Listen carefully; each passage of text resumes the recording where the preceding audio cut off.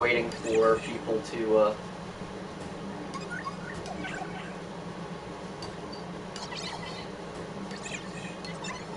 we're just with Skype and things of that nature, so it'll just be a few moments while we get everything set up.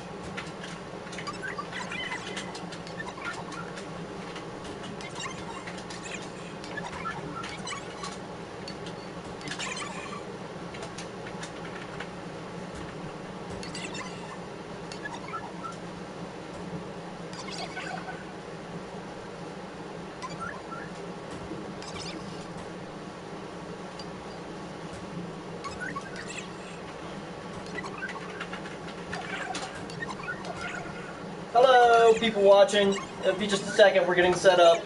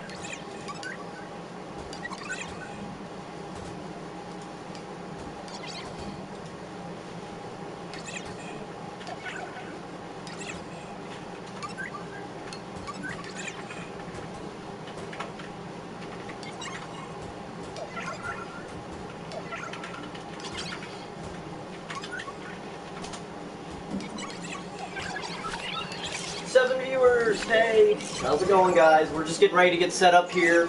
Show officially starts at 6 p.m. So that's 6 p.m. Eastern. So we're less than a half hour away from showtime. So just waiting for Christopher. We might chat a little bit prior to the show starting.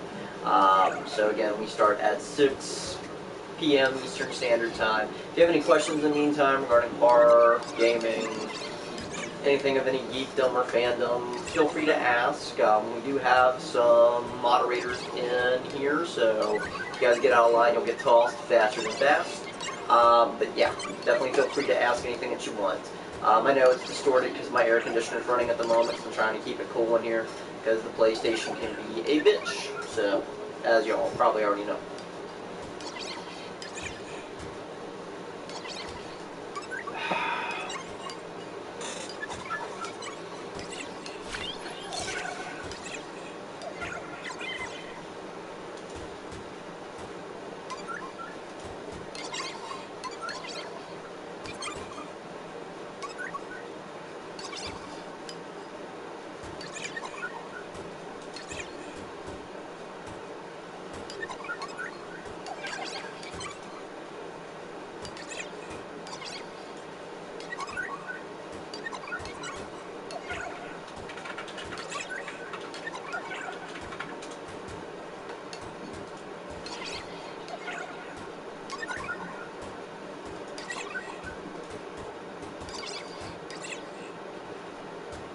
Hello, Iroquois. We're just waiting for people to join in.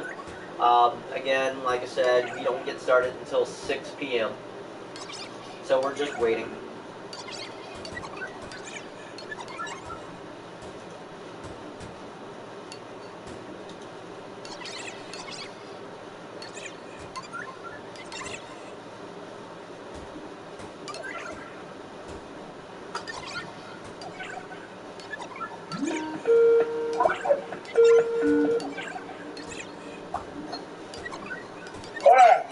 Hey, hold on a second. Let me turn this down a bit.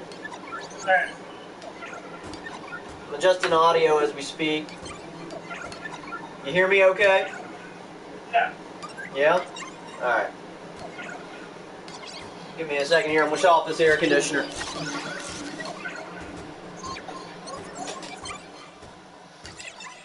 Yes, I know it's chilly as is outside, but I figure with basically the PlayStation, it likes to run hot. It's got the old model. So, yeah, it's kind of like a competition for hot air in the room. And unfortunately, it's not me. Yeah, my buddy, he's trying to get a Bitcoin mining rig out in his garage so he can work there in the wintertime because that thing puts off enough heat to actually heat the room. Right on. Alright, so we'll probably do like introductions to start out with, things of that nature. Like I said, we probably won't go live until officially 6 o'clock. That way we can get some viewers in. Hopefully we can get some people who want to moderate because, like I said, PlayStation can get kind of nasty. It's alright, yeah. I'm used to it. The only thing that sucks is, of course, comments do appear off to the right on the screen, so yeah. I was kind of glad when the internet went down the other day when I had my kid over because he wanted to do a podcast on Five Nights at Freddy's, and it was hilarious because like before they started getting nasty, the internet crashed. So it was kind of like I can live with that. I told him like we'll do a podcast some other time. It'll be fine. We do have a couple viewers already in here. Looks like we got an Iroquois Pliskin saying hi at the moment. So. Hello, Iroquois. And, yeah, I probably won't interact with comments a whole lot on here. Unless something, they bring an interesting question. I don't know if you're watching on YouTube or not, but you can see I'm just pretty much set up on Skype. Okay, alright, yeah, I try not to overtax my computer. The only reason I have it on there is because I know my buddy Christian said he wanted to hop in and moderate. And the thing is, it's awful funny with this because, like, it's so weird because, like, PlayStation and YouTube will say I have a very tiny amount of viewers, but once it completely uploads, then it's, like, in the thousands. It's like I'm picking up extra viewers somewhere, and it makes no sense.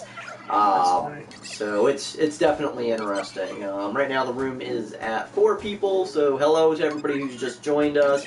We're going to get into the conversations here very, very shortly. Right now, again, this is just to test everything, to make sure Chris can hear me, make sure you all can hear us. You know, if you guys are having any audio issues hearing either me or Chris, let us know now, because now is the time to hammer that crap out. Yeah, if I drop out, I'll just call back in. Okay, alright. And if the internet... I was doing the podcast with Chris on Monday, and I don't know if it was me or if it was him, and I dropped out like 3 times. Yeah. Well, right now...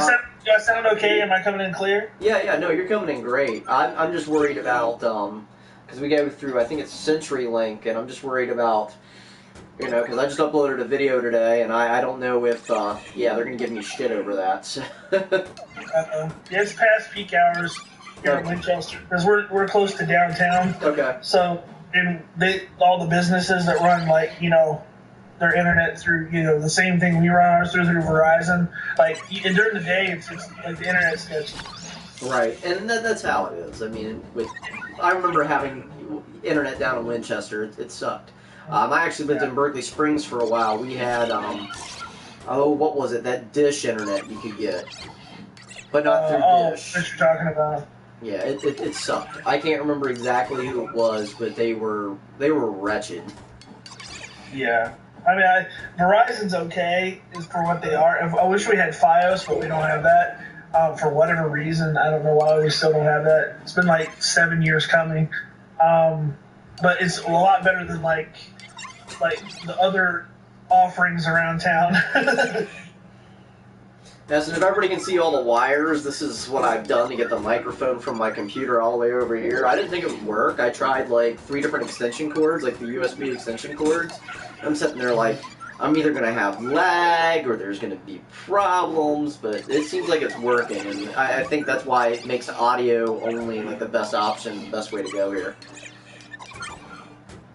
Yeah, I'm just doing audio.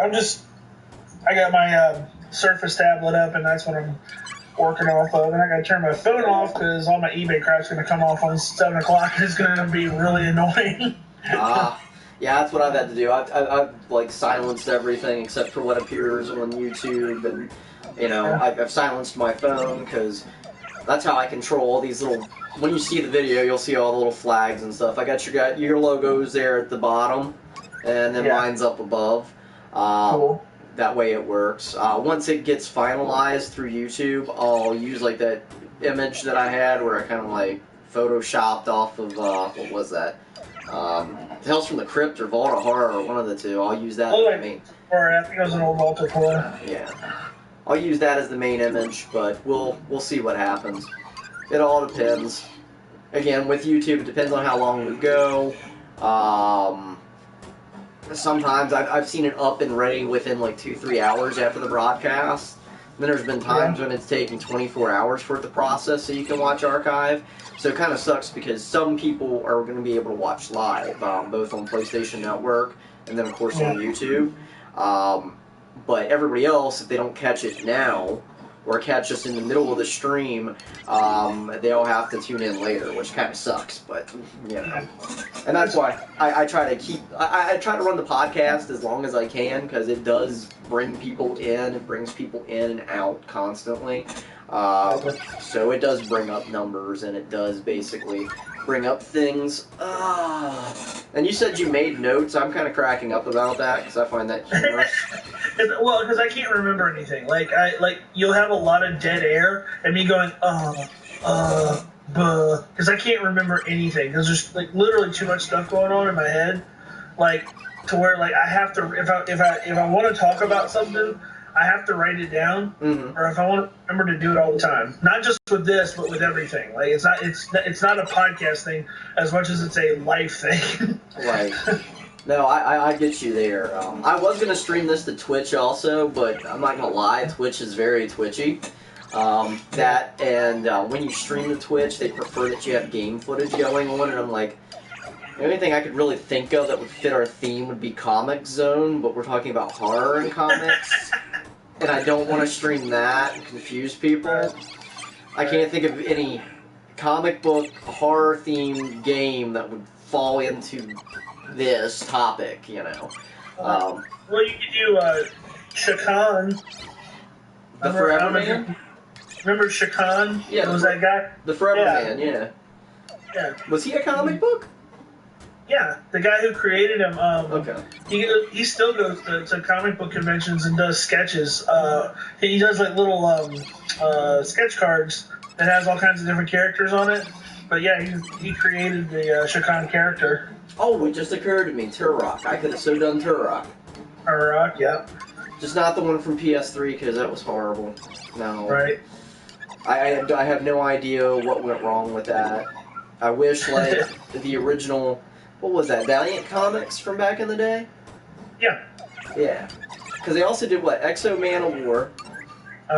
Magnus Robot Fighter. Right. They did. Yeah, I love Exo Man of War. That was awesome. And Archer and Armstrong. Mm-hmm. The old school Nintendo comics. Yeah. Yeah. I think they're back. They're doing a lot more stuff now too. Yeah, hopefully they reclaimed a lot of their rights from, because I know like Acclaim bought a lot of their stuff. Yeah. A lot of the smaller labels are doing better now because Marvel's kind of tanking. Because basically it happened Comic-Con last week when they did the retailer summit. Mm-hmm. Marvel basically got skewered. They were like, listen, people are going to the movies and they see the Avengers, but when they come to buy the comic books, they see female Thor, and they see like characters that aren't, Captain America is a Nazi, and they're like, they don't want to buy that stuff, so right. They're a lot of the new fans are just rejecting it. The old fans are sick of the crap. They want their old heroes back. Yeah. So look Marvel's kind of on the boots right now.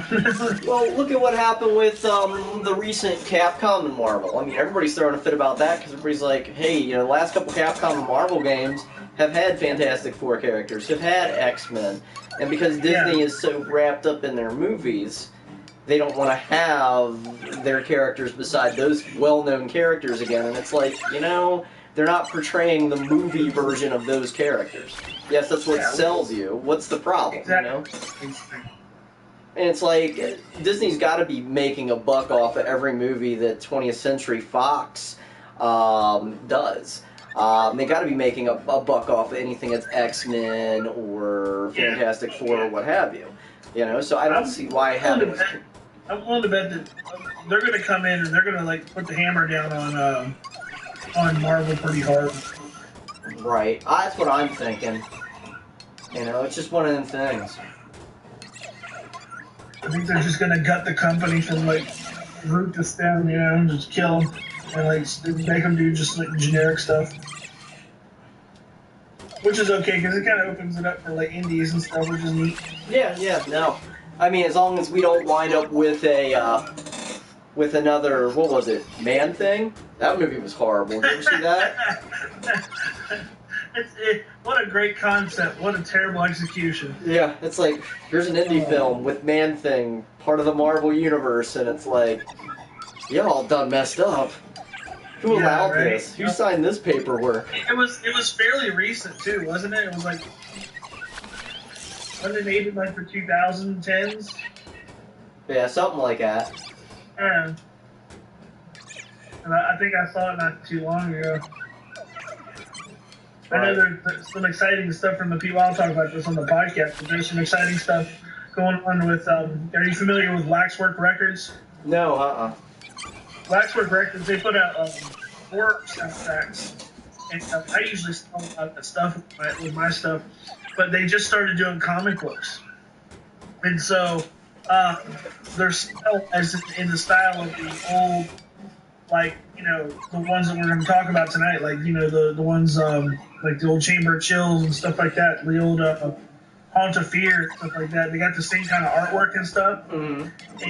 Each one comes with a little 45 that acts as like a soundtrack while you're reading it. Right. That's pretty badass. Don't mind me, I'm already booting one of the idiots that's on here, so I'm having fun with that.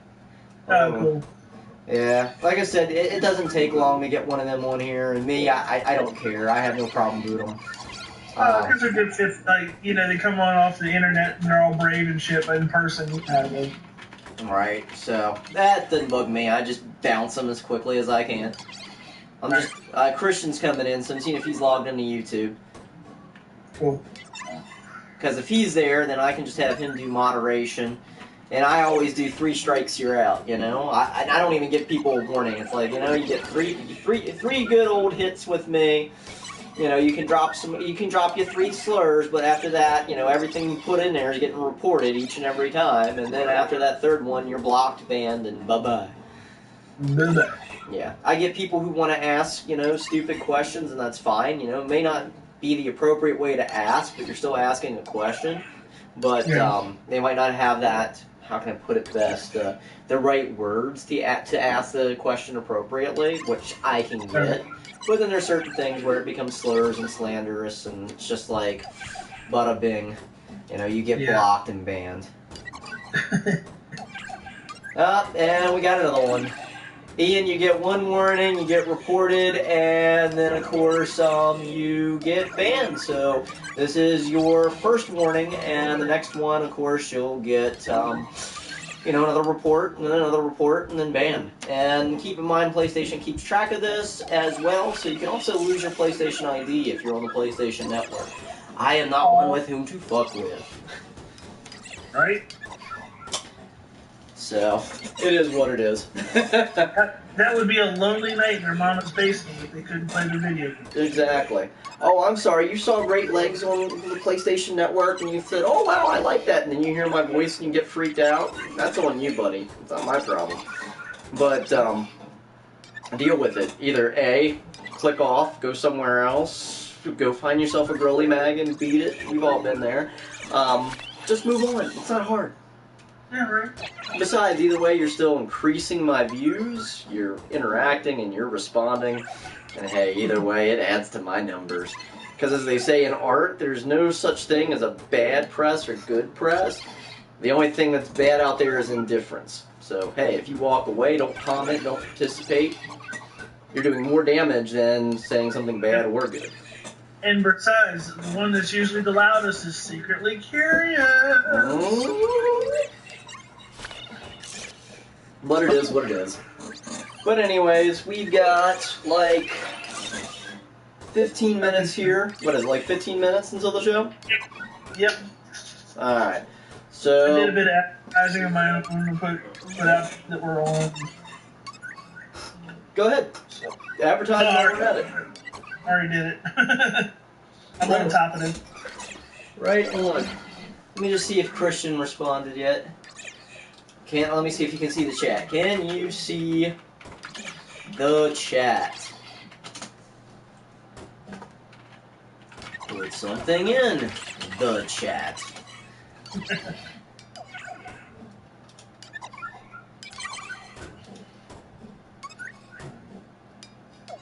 Knowing him, he's probably on an app. Or better yet, I should just ask him, what is your Google ID?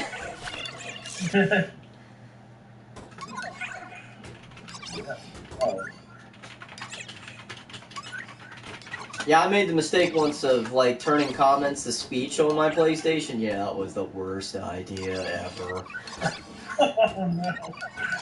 Because then your PlayStation is talking to you in like, a Siri kind of voice. Not even Siri, it's like that old school, like, female, like, voice that sounds all computer-generated. Yeah.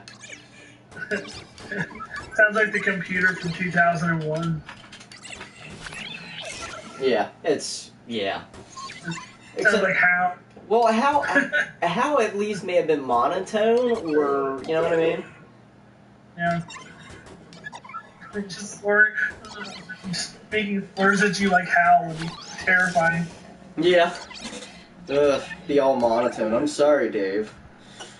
Have you seen John DiMaggio doing the voice of Bender as Hal? That was the greatest thing I've ever seen all day. I have to check that out. I love John DiMaggio. Yeah, he like read lines from 2001 with his voice as Bender as Hal. No, and the other guy was Dr. Farnsworth. Yeah. Is that? Yeah. Yeah. Okay, I did see that. It was great. Yeah. I love Billy West. Billy West he's hilarious, and he's a nice guy too. All right, let me see if I can't navigate him real quick here. I'm going into the YouTube app. Hopefully he's in the app. I wonder if I can see my stuff through the app and if the chat appears in the app. What do we think? Yeah. I can hear myself. Yes, it's right there.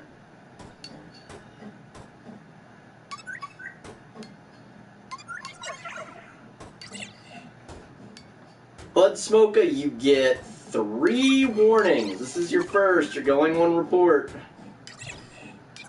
That falls underneath hate speech.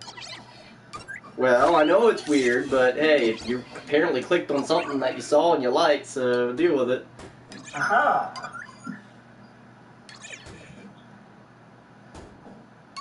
So we'll put that on another report. We'll do that as harassment and bullying. You want to go for a third one there, bud? We can. See, I have so much fun doing this. Oh yeah. But let me see. Let me see if it's the app he's on. Is it the app you're on?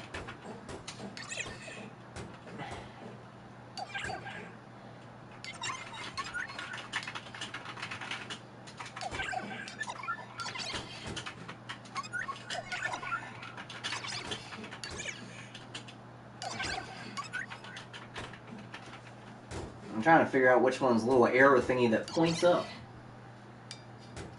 That's like the technologically unsavvy leading the technologically unsavvy.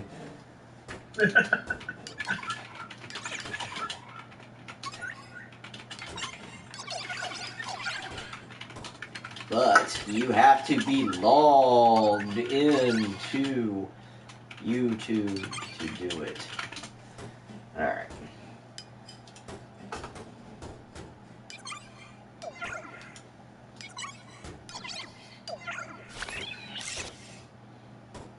Oh.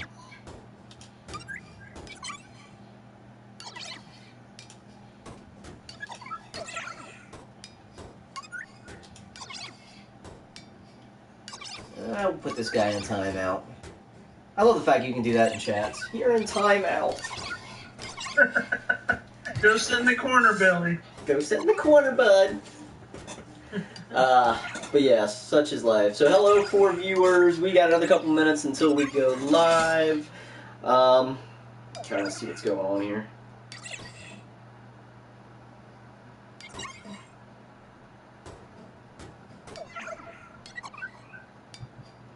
See if Christian's still hitting me up. But yeah, just type something already.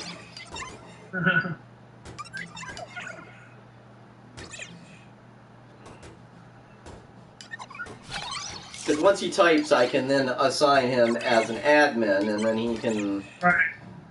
Yeah. And you can start deflecting.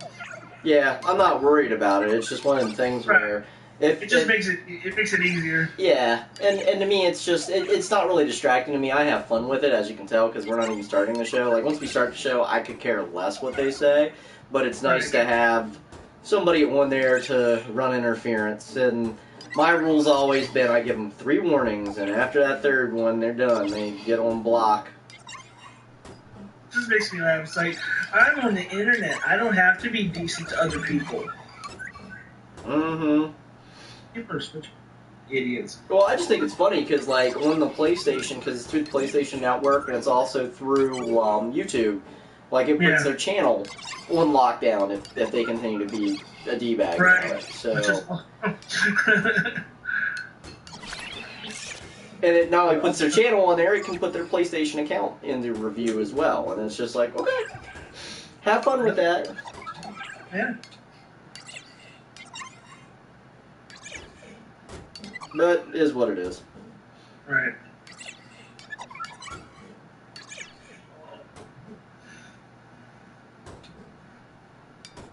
Oh, so if you're in here, just say hi, just don't be offensive, and you won't get in any trouble. Hey, you again. Cheers. We got people from Belgium. Belgium! We got like a Belgium, I guess it would be Belgian restaurant downtown. I don't know. It's like words and shit. I don't understand that stuff. Waffles. Yeah. But not crepes. Completely different than crepes, because crepes is a French thing. I was watching the Chip Chipperson podcast the other day. Oh, yeah? I don't know. You know who Jim Norton is? Comedian.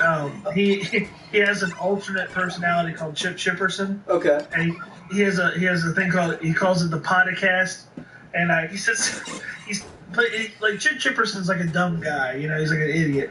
And the one guy said, "Yeah, I was in Belgium." He's like, "Waffles." He just yelled waffles. That's all I was referencing. All right. So we got a couple people here in the chat room. That's nice. Let me. Yeah, waffles are great here. Well, I guess he responded to the fact that waffles are great in Belgium. So awesome. See? Good for you. I like Belgian beer. Oh man. The wheat beer. Oh yeah. As long as it don't get too fruity, because obviously I don't like fruity things. There was one that I used to drink, something Delirium Nocturnum. I think that was a Belgian dessert beer. It was really, really sweet. It was really good though, but it would tear you up. I think it was like, it had like 14% ABV. Ooh. Yeah.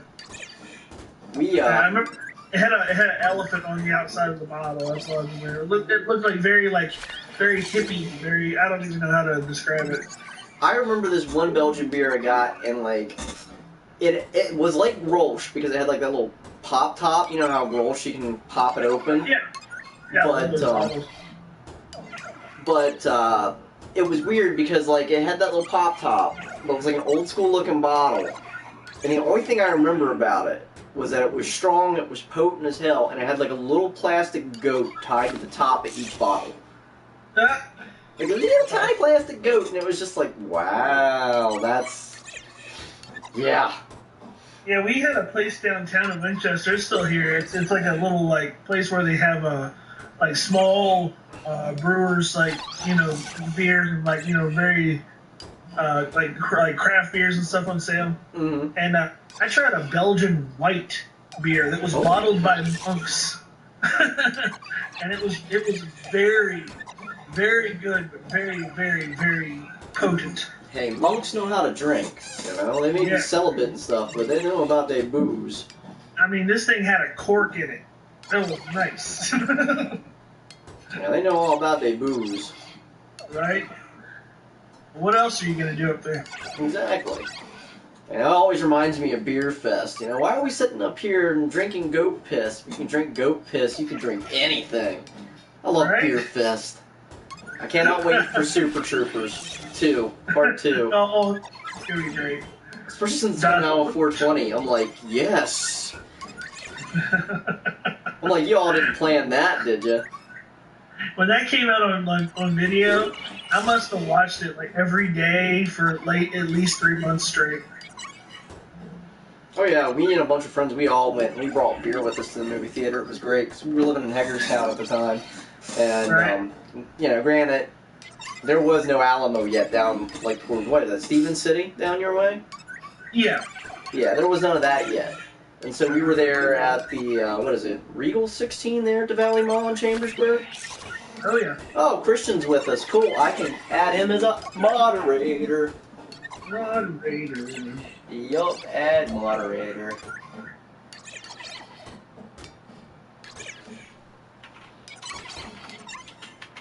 Oh, I'm just typing in here. Rules are simple. If someone is being a dick, put them on report. 3 strikes.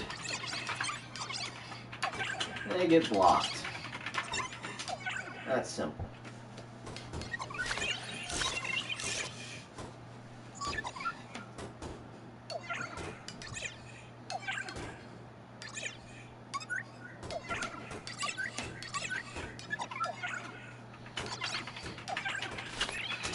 Alright, so we got Christian on here moderating, so yay. So everybody needs to be afraid, be very afraid. Christian's a big scary guy, but you know, I kind of like that kind of thing. Big Still scary. bring up the band hammer. Yep. So how do I block them? What you do is you right click on them. Or highlight them with cursor, and should give you 3 dots with options when clicked on.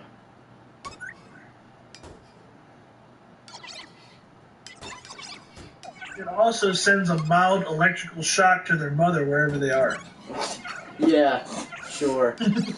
But now see, don't you wish? but Phil's okay, Chris.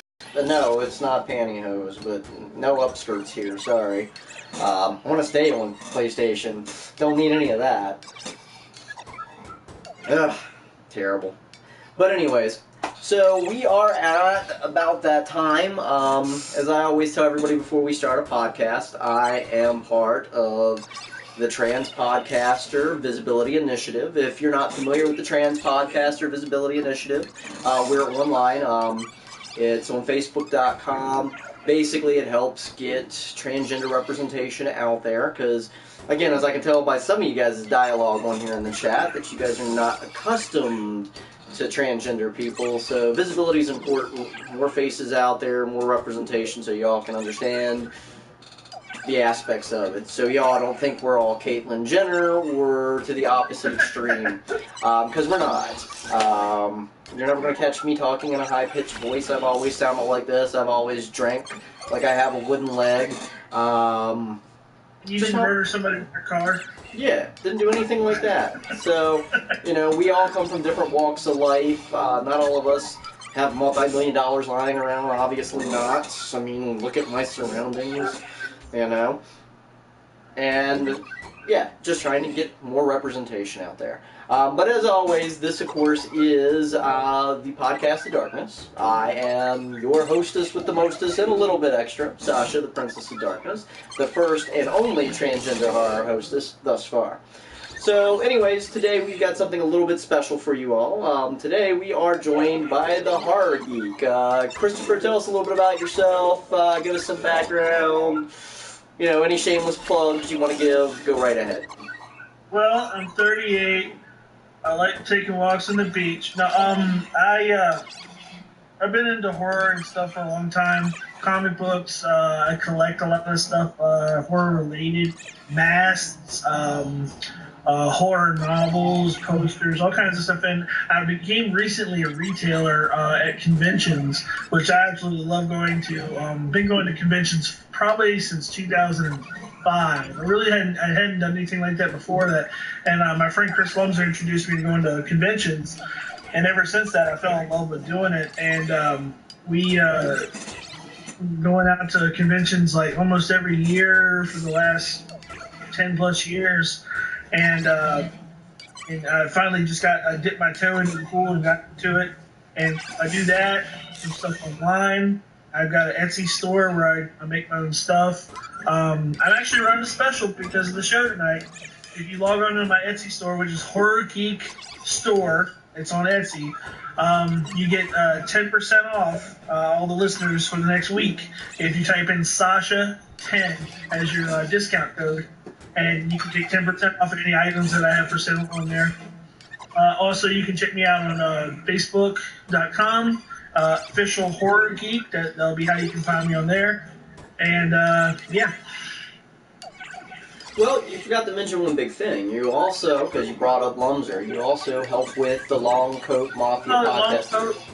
Yeah, well, I'm an occasional host. I come in as an occasional guy. I'm the number 2 guy. He's the number 1 guy. So Hey, I count that on my resume, but like, you know, it's one of those things where I'm not like an official. Well, I am an official like, you know, guy with it, but I'm just I'm the sidekick. well, you've seen my sidekick. I mean, come on, it's a mechanical monkey, and I have to do all his talking for him with my really shitty German accent. So, though, hey, if you ever get a chance, watch the Leprechaun 2 review episode. I try to do a bad German accent person trying to do an Irish accent.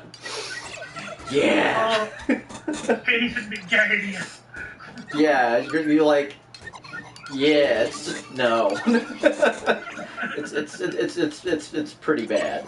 But what brings us today is, of course, we're going to be talking about horror in 4 colors. For you laymen out there, of course, that means horror in comics. Now, I'm quite sure Christopher here can tell you more as to what the 4 colors means. Well, 4 colors refers to cyan, yellow, black, basically in red, which are your 4 printing colors. And that's how everything was printed back in the day, was the 4 primary printing colors on the presses. So whenever you hear the word 4 colors, or there's actually a comic book shop in Winchester called 4 Color Fantasies. It refers to the printing process that they used to use for making publications. Exactly. Now, one of the things I wanted to kind of bring up, and granted, maybe a topic that we'll touch on a little bit later, is there was a lot of horror in comics back in the early days, and if you're our age or older, you'll remember seeing one of your comic books, and it was there for the longest time. What was it, Comics Code Authority or something like that? Yeah. This is, to start out with, we're going to be talking about pre-code. And a lot of basically what caused the comic code to come about was a lot of the horror comics, because, again, they were showing monsters in graphic depiction. And I want to say, and I may be wrong here, but I think the Hays Code kind of fell into that as well, with animation. Because I know animation back in the day, like Fleischer Studios, particularly before Disney started taking control of everything. Yes, Disney's on our shit list if you were listening beforehand. But, you know, before Disney took over, like, Fleischer, if you've ever watched some of the original Fleischer cartoons, what was his name? Bippo? A little dog that later became, like, Betty Boop's boyfriend while she was still a dog, and then suddenly she lost her ears and became, like, a sex appeal character. But, yeah, I want to say that kind of fell into the whole concept of Hays Code, but I think Hays Code came first, and then the Comics Code came later. Yeah, it all stemmed from that, what was it, what was it called? The thing with the kids, that's the one thing I forget to write down. See, I forget stuff real easy. Seduction of the Innocent. Yes. That report that the guy did, basically, in a book, basically saying that comic books and things of that nature were corrupting the youth. Right. And there was a lot of depictions in cartoons, and I love early animation. That's why I also do the Tourist of Terror and the Saturday Morning Serial Killers, with a C, not an S, because it's an in-joke. But we talk about animation and things on that show.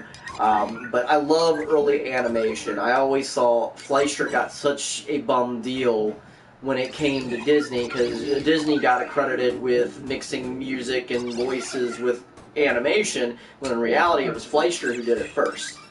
Yeah, absolutely.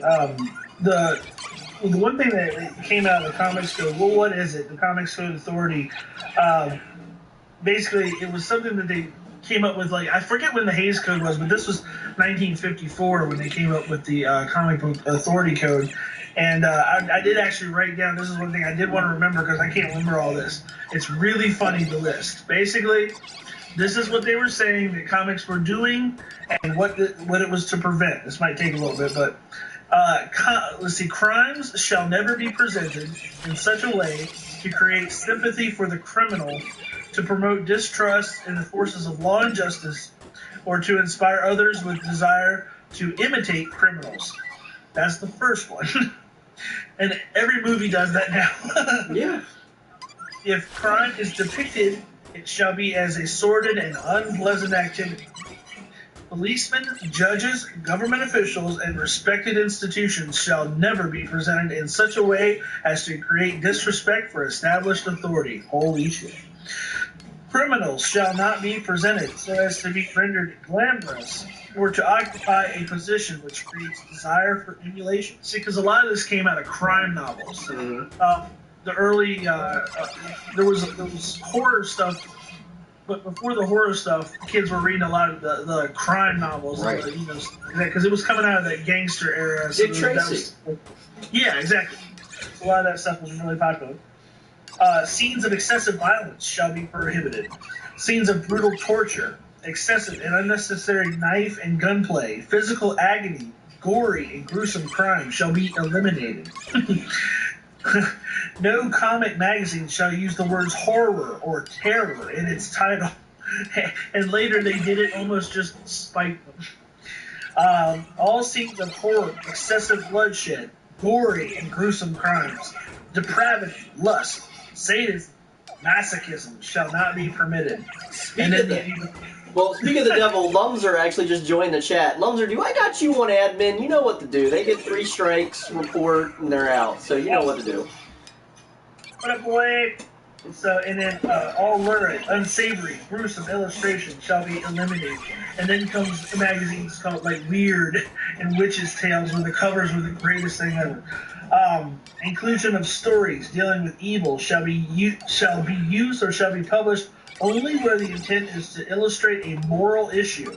In no case shall evil be presented alluringly, nor as to injure the sensibilities of the reader. Scenes dealing with or instruments associated with Walking Dead, torture, vampirism, ghouls, cannibalism, and werewolfism are prohibited. They were really worried about this stuff. Profanity, obscenity, smut, vulgarity, and words or symbols which have acquired undesirable meanings are forbidden. Nudity in any form is prohibited as indecent and undue exposure.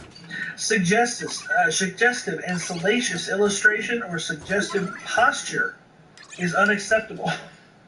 Females shall be drawn realistically without exaggeration of any physical qualities. Illicit sex relations are neither to be hinted nor portrayed. Rape scenes as well as sexual abnormalities are unacceptable.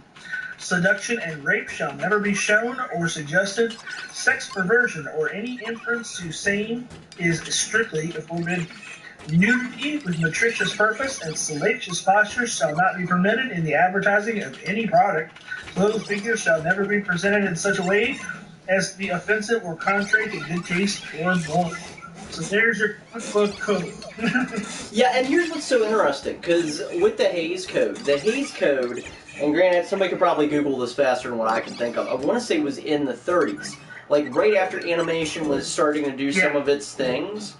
And here, like, 20 years later, if you compare the codes, the Hays code to the Comic Authority Code, they're pretty much verbatim. And I think... Was the Hays Code self-imposed, or was it government-imposed? It was government-imposed. See, the Comic Book Authority Code was self-imposed, without government regulation whatsoever. So these were publishers basically coming down on themselves. Huh. Yeah. That's craziness. Right, and so it really... A lot of artists lost their jobs because of it, too. But yeah, I find it humorous because there's so many similarities, and what I think is weird is you figure print material would get it first, and then animation. But here it's kind of backwards. Animation got it first, and then comics got it. And it kind of reminds me of the whole thing with movies, like movies nowadays. Like, I remember where I could go see a PG-13 movie, Transformers the movie, and hear somebody cuss. You know what I mean? Or no, that was a G movie, and it was still, like, nowadays that'd be, The rating system, well, I mean, it keeps changing. Now you can say shit on TV. You used to not be able to say shit on TV. Now you can say shit on TV. Like, you know, George Carlin's 7 Dirty Words is slowly eroding from existence. But a lot of it, it just as time goes on, things get promoted. I mean, really, with the FCC, it's really up to. They're not actually a government authority with things on TV and things in movies. They just come down as kind of regulators.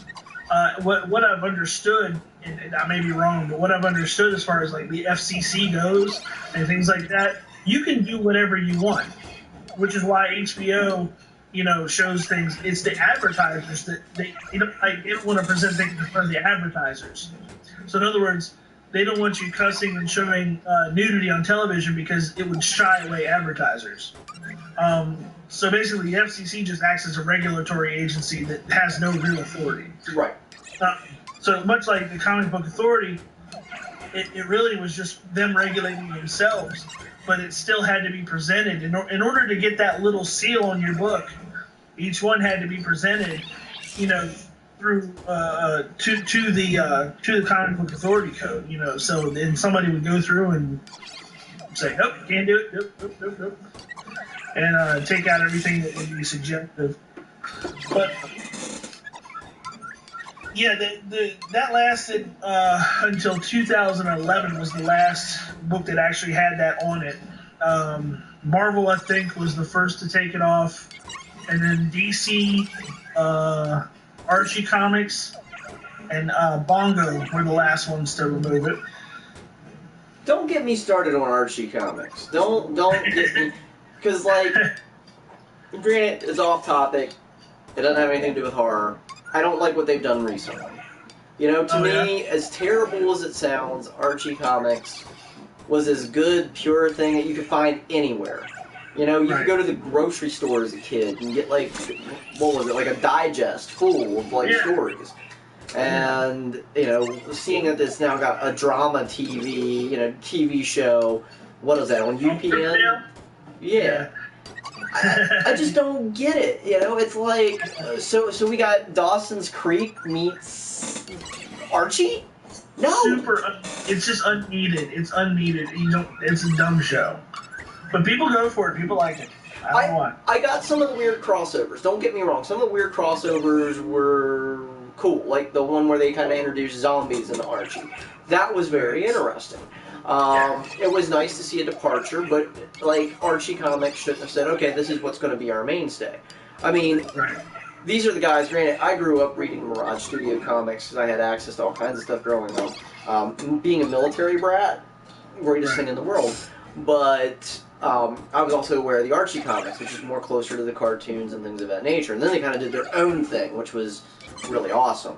Granted, some of the stuff got really weird, like the floating cow head that they could use to dimensionally travel. I never understood. But, they did some interesting things on Archie comics. And their brand, their label. And, for example, Archie versus Predator. Who would have ever thought that would happen? Yeah. And it's just what? But it was more tongue-in-cheek, more fun than what it should have been. But yeah. And Christopher, they don't have to exactly keep it family-friendly. I mean, they can flirt, they can... I won't lie, I occasionally drop an F-bomb. I am sitting here drinking cold cock. It's gonna happen. I'm sorry. I got whiskey. It's gonna happen. I'm already drinking right from the bottle. I'm all jacked up on Red Bull and water. Well, I had to work last night, and last night, because I work as weird as it sounds. And granted, you'll know where I work as soon as I say what I do. I work 24/7, convenience store / restaurant / retail. Oh yeah. So I make sure your pumps are on and I make you a sandwich while I'm doing it. It's not a bad job, because even though I work third shift with one other person, I'm technically a manager, supervisor, but so's the other person. Right. So who's really in charge? I think we all debate on how angry the customer is at the time. Do you want it, or do I want it? Do you want to be all like, yo, I am the manager, or do you want me to take over because you just don't feel like dealing with them? But, that's what I do, and trust me, I get it. So they can have a little bit of fun, You know, I don't mind if they're flirty. I don't mind if they've got a foot fetish, as long as, you know, they're not being slanderous. As long as they ain't dropping certain F words other than my favorite F word that ends with a K. Okay? Or, you know, if they're talking about trannies, they don't mean transmissions in their cars. But I know dick about cars, so. But, anyways, you get what I'm saying. As long as they're not being hateful. Granted, some people might not know how to ask certain questions. That's absolutely fine. They might not be coming from that place. I don't want to discourage somebody who wants to learn and they just don't have the vocabulary to properly express their inquiry, so to speak. Anyways, just an aside, because I saw Christopher's, you know, just let some of it slide. They start to be dickish. You got that report button. Report 3 times. After the 4th one, boom, block, bye. That simple. Anyway, so, comic code, things of that nature. One of the things I really want to focus on is pre-code. Because pre-code, we got a lot of really interesting stuff. And as many of us know, EC comes up a lot. EC was great when it came to horror comics. Absolutely. Most people that grew up in the 90s and late 80s remembers the TV show Tales from the Crypt. I'm the weirdo who remembers the movie from, what was it, the late 80s, early 70s? Tales from the Crypt? Yeah. You know, a few people remember that was a thing before it was a thing on HBO, before it was a kid's show, and now it's trying to be a thing again. Like, you didn't get canceled like recently? Didn't they can it? It was supposed to come back, and then they were like, nope. Well, you gotta figure right now, the market's kind of flooded with horror stuff. It is. And people are getting sick of it again. It's like with anything when it deals with the creepy and the weird, that's great. It's a good time to be a horror fan. But it's also the time to be skeptical. I mean, they're bringing back Saw, for Christ's sakes. You know? Yeah, a lot of it, there's some quality stuff coming out because you're getting the people who were fans when it was hot last time making a lot of content now. So, like, okay, I like the newest of the Chucky movies, Cult of Chucky. I watched that the other night. It was actually good. It was pretty good. Now, don't tell me you watched it on Netflix, because if you say you watched it on Netflix, I have total disrespect for you. Yeah, no, I didn't watch it on Netflix. Go rent the unrated version, because yes, in Call of Chucky, granted, it's not really a spoiler, you can watch the trailers, we got Andy back. But of course, if you watch the unrated version of Curse, you knew we got Andy back, because it was like an end credit sequence thing. Right. But the unrated version, in the end credits, brings back another character that we haven't seen in a while. Really? Yeah, Kyle. Remember Kyle from Chucky 2? Yeah. Yeah, she's back. Andy's all locked up in the institution. She comes to go torture Chucky's head, and I'm like, yes. Because I was wondering what happened to Chucky's head. Okay. Yeah. They kind of left that as a cliffhanger. She comes back to the house at the end during the end credit sequence, and she's there to torture Chucky's head, and I'm like, that's awesome. Yeah. That is awesome. I'm hoping that his mom shows up. Because, like, the last thing I remember her from was Seventh Heaven, and that's just a bad memory that I want to have erased from my head. Right. Because, like, anytime I've seen her in anything else, I'm like, oh, that's Andy's mom, you know? Right. It's like when you see, what was her name? June Lockhart. You know, it's the mom from Lost in Space! Yeah, or the every mom. What's her name? The one that was in, she was in Monster Squad as the mom, but she's like a mom in everything. Oh, I can't remember her name. See, this is why I need to write stuff down. You're making fun of me because I make show notes and stuff, but I can't remember stuff. So, but no, what I was trying to say is, as a movie, it was actually pretty good for like nowadays because it wasn't cornball. They actually did a good job with it. Exactly. And here's the thing that I respect the most about Call of Chucky. If you haven't seen it, I'm not going to try to spoil any more of it. But I like the fact that it brought some old stuff back, which we kind of just brought up. It kind of retconned some of the crap out of it. Well, they kind of kept the cream and separated the chaff. Like, Tiffany's back in it. But we don't have to deal with Glenn running around. Because that was one of my biggest concerns when I had heard, oh, there's multiple dolls running around. And I'm like, oh, Christ, you know what I mean? I was like, right.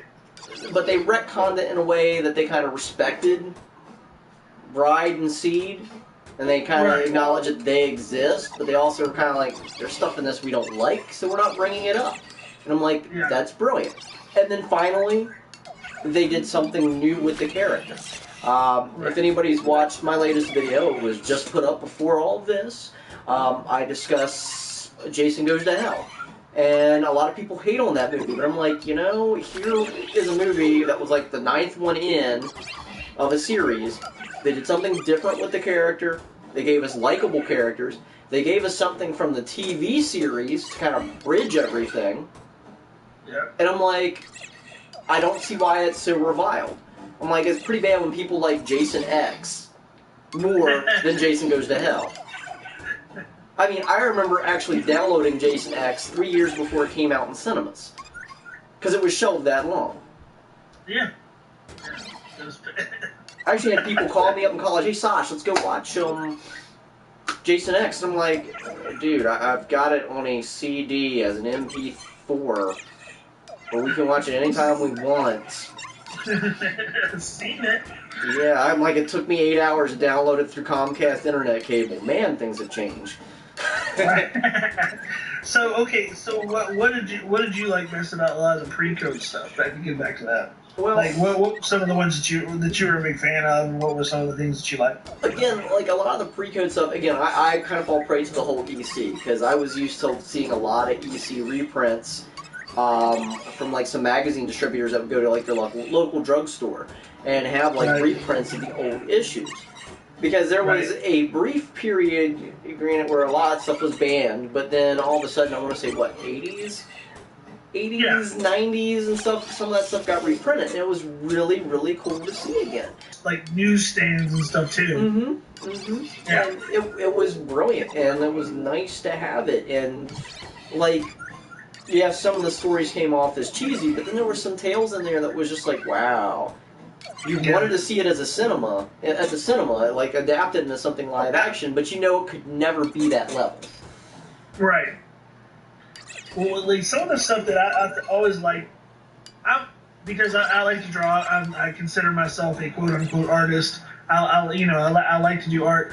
The art is what drew me in initially, and then the stories. Like I'm a big Dick Ayers fan. Johnny Craig. All those guys from back in the day. Al Feldstein, all the guys that worked on all the Tales from the Crypt and Haunt of Horror and all that stuff. All those books. Bill Alexander, who later did some of the covers for Weird. Chick Stone, who did a lot of the ones for like Tales of Terror and stuff like that. All those old awesome covers. Like if you look, I mean, they're gorgeous. Like how people, the way that they did stuff. Like was it that Black Cat issue where the girl's burning the guy's face off? Or, yep. you got like, was it A Web of Evil, like The Thing, you got Chamber of Chills, like, all the cool titles. I found a lot of those through going into the magazines like Eerie Publications put out, because what they did was they reprinted old pre-code stuff in their books, and just ramped up the gore and all the the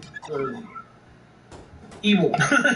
they basically like took old issues of all the like magazines that you can't find and just reprinted them. So that's how I found a lot of the stories. And then it was later that I came into actually looking at the old issues and coming across the old issues. And then one thing that I think is kind of cool, like was the publication company PSA Art Books. A couple years ago, they did what's called Army Horrors Collection. They reprinted all the old books: Tomb of Terror, Chamber of Chills, Witch's Tales. All those old pre-code books, they put in kind of graphic novel form, where you get 5 books in one. And they even include the old ads. Oh, yeah. Yeah, each one has a color cover inside. They're all in color, and they reprint the old ad, and they're fantastic reads. I mean, the stories are like you don't get stories like that anymore, and that's how I liked how they put those together for people that because if you try to buy the old issues, they're astronomically expensive. Like I mean, you can find them in like very rough condition. That's the one thing from a collector's point of view. I don't know how much of a collector you are, but from a collector's point of view,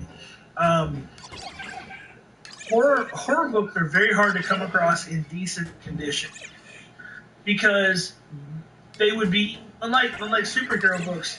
They would be read and shown like, oh man, did you see this? Look at this. Check this out. Rolled up in the back pocket, taken to school, taken to work, taken to wherever.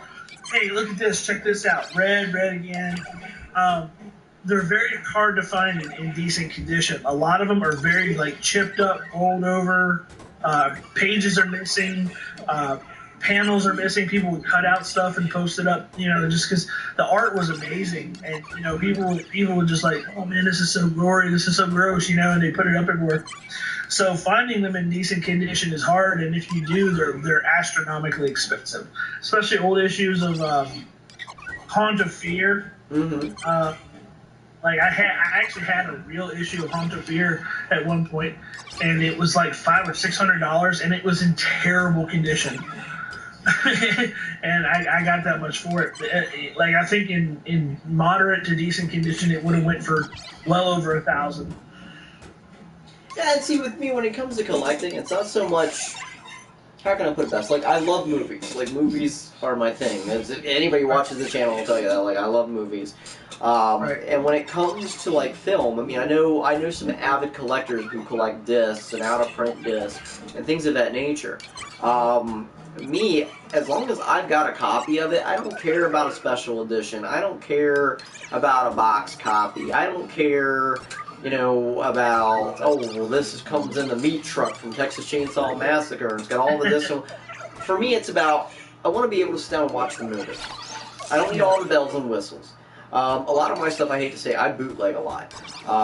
Like, I find, like, stuff that's, like, before Netflix went kind of shitty, but a lot of the stuff that they had in their library for the longest time was stuff that was out of print. I'd rent it, copy it, and send it back, because I just wanted the core movie.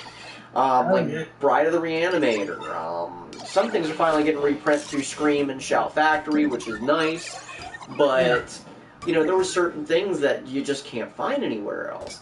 Like recently, I was able to find a decent HD quality version of the original Fright Night Part 2, which has forever been out of print on DVD and disc, and the only thing that was available was it was a DVD ripped from a VHS master, and as you and I both know, that sucks. Yeah. And for me, it's about, I want to watch the movie, I want to watch it in the original format. Like, people have constantly been saying, oh, we like the new version of The Warriors. I just go, no. Theatrical. No.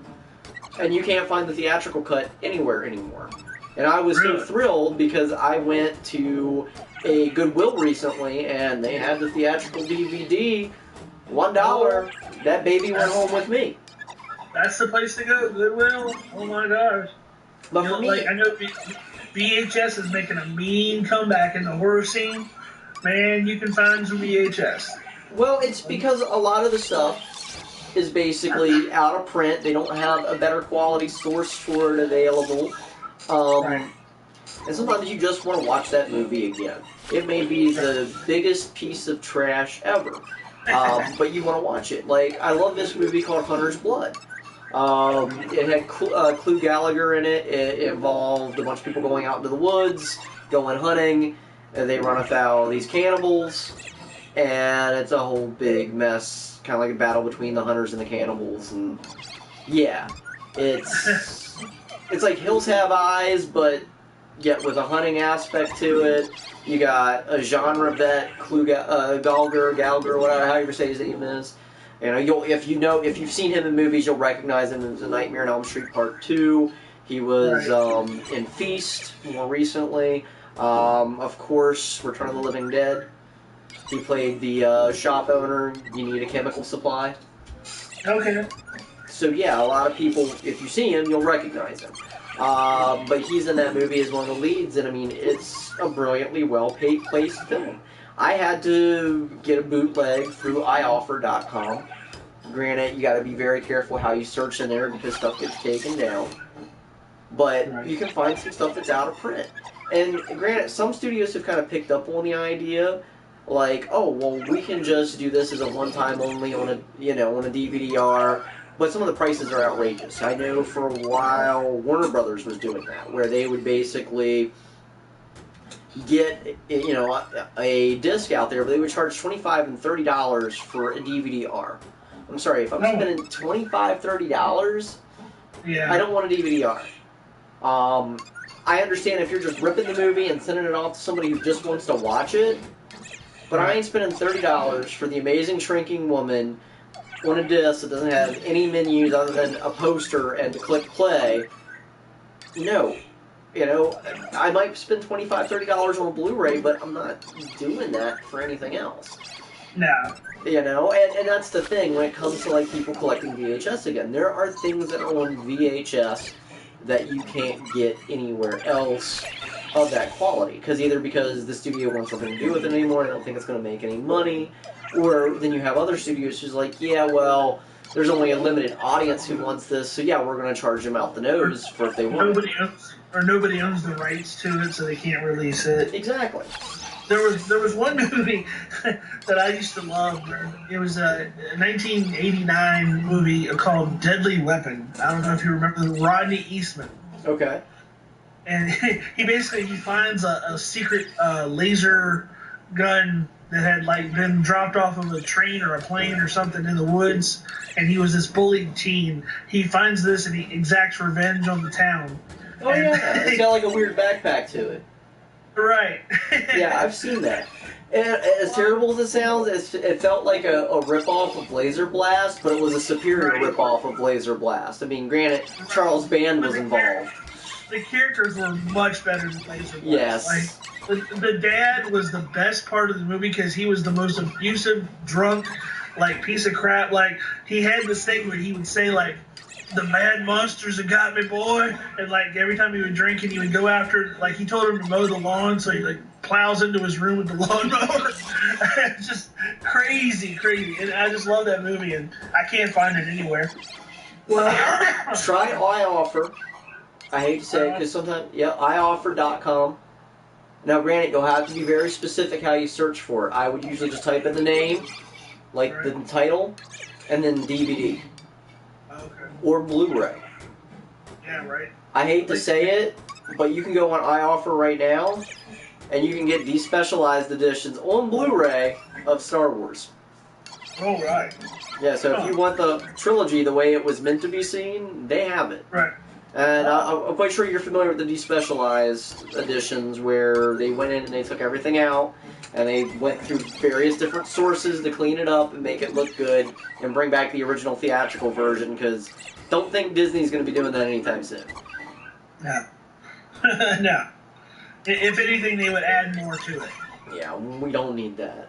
Some of us just want to watch the theatrical. Right. Oh yeah, that's what we fell in love with. That's why we love those movies. Exactly. And, some of us get a kick every year at Christmas watching the Star Wars Holiday Special. Who's the judge? I can't make it through it. I just can't. Hey, I get to the Wookiee chess scene and I'm done. I can't do it. I like the B. Arthur bit. The B. Arthur bit is hilarious. Just to see a golden girl running a katina in the Star Wars universe while she's getting hit on by aliens. It just makes your mind kind of go inside out of itself. It's like the hologram dancing routine. It gives me like chills. I can't watch it. Wookiee porn. Did you at least get the Wookiee porn? Okay. Yeah. I just can't. I can't do it. And this is what I think is so funny when people were so shocked that the special edition, not special editions, but the prequels were horrible. And to me, it's like there was warning signs from Lucas from the get-go. Right. And granted, yes, he disavows anything to do with the holiday special, but it's like, dude, you made the prequels. You had something to do with this. You made Howard the Duck. I don't think George Lucas is as great as everyone thinks he is. A lot of his ideas are real sketchy. Like I don't for 1 minute think he contends that he had this whole thing plotted out in his mind the entire time. No, he did not. No, we don't. Otherwise, yeah, there's no way. Like, he's been making this up as he goes along. Mm-hmm. No ands or buts behind that. Yeah, he's not as great as I think he thinks he is. Yeah, I don't think he's as great as he could possibly even imagine himself as. He's just somebody that lucked out. And as terrible as it makes me sound, I think the only reason that Star Wars was successful is the fact that he had a limited budget then. It was like, this is what you have, work with what you got, and he had to streamline the script to film what he could afford. Right. And the problem was, and you can tell as the movies progressed, yes, Empire was still a good movie, don't get me wrong. Empire is the pinnacle of all Star Wars movies. But as they threw more money at him, we wound up with Return of the Jedi. Freaking Space Muppets. No, I'm good. Good. You know? Well, the prequels only made it worse, because 20th Century Fox was like, here's all the money. Take it. Yeah. And that's why Disney, when they took over, like, no, Lucas, there's going to be budgets, you're not going to be involved, piss off. You know? And I think that's what it is. But anyways, we're getting off topic. See, like I say, I always talk in tangents. This is how we always go. Now, we were talking about artists when it comes to, like, horror comics. Bernie Wrightson. That's all I gotta say when it comes down to it. Love Bernie Wrightson. I remember distinctly, like, a Frankenstein comic that he did, and it was just, the pencils were so spot on. They were just, like, there was art there that most people would just see as pulp and they'd throw away. Right. His Frankenstein was the best, I think, depicted Frankenstein in comics. Yep. He also, you know, was responsible for Swamp Thing. Mm-hmm. And a lot of his independent art was really great too. Not to get off topic again, but if you've ever seen some of his paintings that he's ever done, I have a print called, what is it? Something, the meltification of the loathsome fishies. And it's just these like bony, dead-looking fish, like in murky water, and it's insane. And but it's very Bernie Wrightson if you look at it. Mm-hmm. It's just so cool. A lot of his work was just fantastic, and I was genuinely actually sad when he passed recently. Mm-hmm. Yeah. It hit the comic community hard because there was a lot of stuff that he did. He was doing some great work even up until his death. I was a nut about Dark Horse. I always loved anything that Dark Horse put out. I loved what he did with Batman versus Alien. I thought that was brilliant. Him looking for that scientist in the jungle, and then of course coming across that giant alien. I mean, that was kind of cool. I liked it for what it was. It was like kind of like a one-off shoot. Granted, I think they went too far with Superman versus Alien and things of that nature. I did like Batman versus Predator. I think like the first two were all right. The third one was but the first one was my favorite because I remember when it came out. And since we're kind of on the topic of Dark Horse now, a lot of people forget that Dark Horse was the one who created Alien versus Predator. Most people forget that. Most people try to accredit to the video game. Most people try to accredit to the Predator skull or the alien skull appearing in Predator 2. And I'm like, hey, you know, that's not the case. Alien versus Predator predates that. I don't know what 20th Century Fox was doing when they made the AVP movies, because they pretty much were handed the ideal movie right there in comic book form. It was like, here this is a series, it was brilliant. And it was funny because I think it was Mike Richardson at the time that was running it. They had the rights to do both, the Alien comic, and they had the rights to do Predator comic, and they kept going to other studios saying, hey, yeah, why don't you have your characters fight the alien, or why don't you have your characters fight the Predator? And too many places were like, man, we don't want our hero to lose. Because nobody wants their character to lose. And Mike Richardson's like, I have the rights to both these properties. 20th Century has the rights to both these properties. All he did was make a phone call, and they're like, yeah, have fun. Because nobody thought it would be that big of a deal. And it became like the biggest selling comic that came out of Dark Horse at the time. I think, honestly, in my opinion, it's what made Dark Horse. Oh, absolutely. Dark Horse, that's the thing, like the AVP, franchise, they did a lot of mainstream horror sci-fi stuff. I mean, I think at one point they even did like a RoboCop book.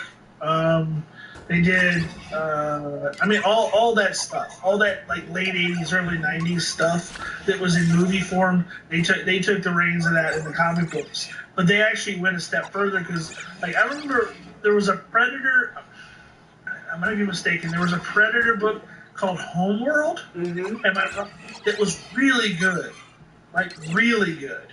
Like, I couldn't get over that one. I remember when I was younger when I read it, so I don't even remember like all the details of it. But I remember just being like, just entranced by how good that book. Like the writing and the art were just fantastic. Right, and this is something that a lot of people don't realize is that when Aliens came out, right after Aliens came out, was when Dark Horse kind of picked up the rights, and obviously, they didn't do Alien 3 for quite some time.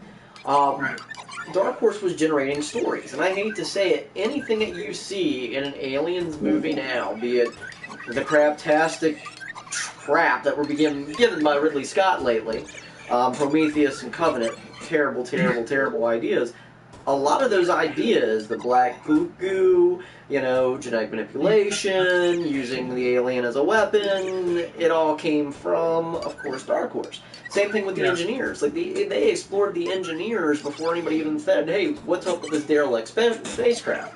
To us, it was just background until Dark Horse said, hey, yeah, what is up with this derelict spacecraft? They did whole stories. They did whole one-shots just on what I still call the space jockeys. I hate calling them the engineers because that's just how mindset I am. The fact that they look like the Blue Man Group underneath their elephant head pisses me off.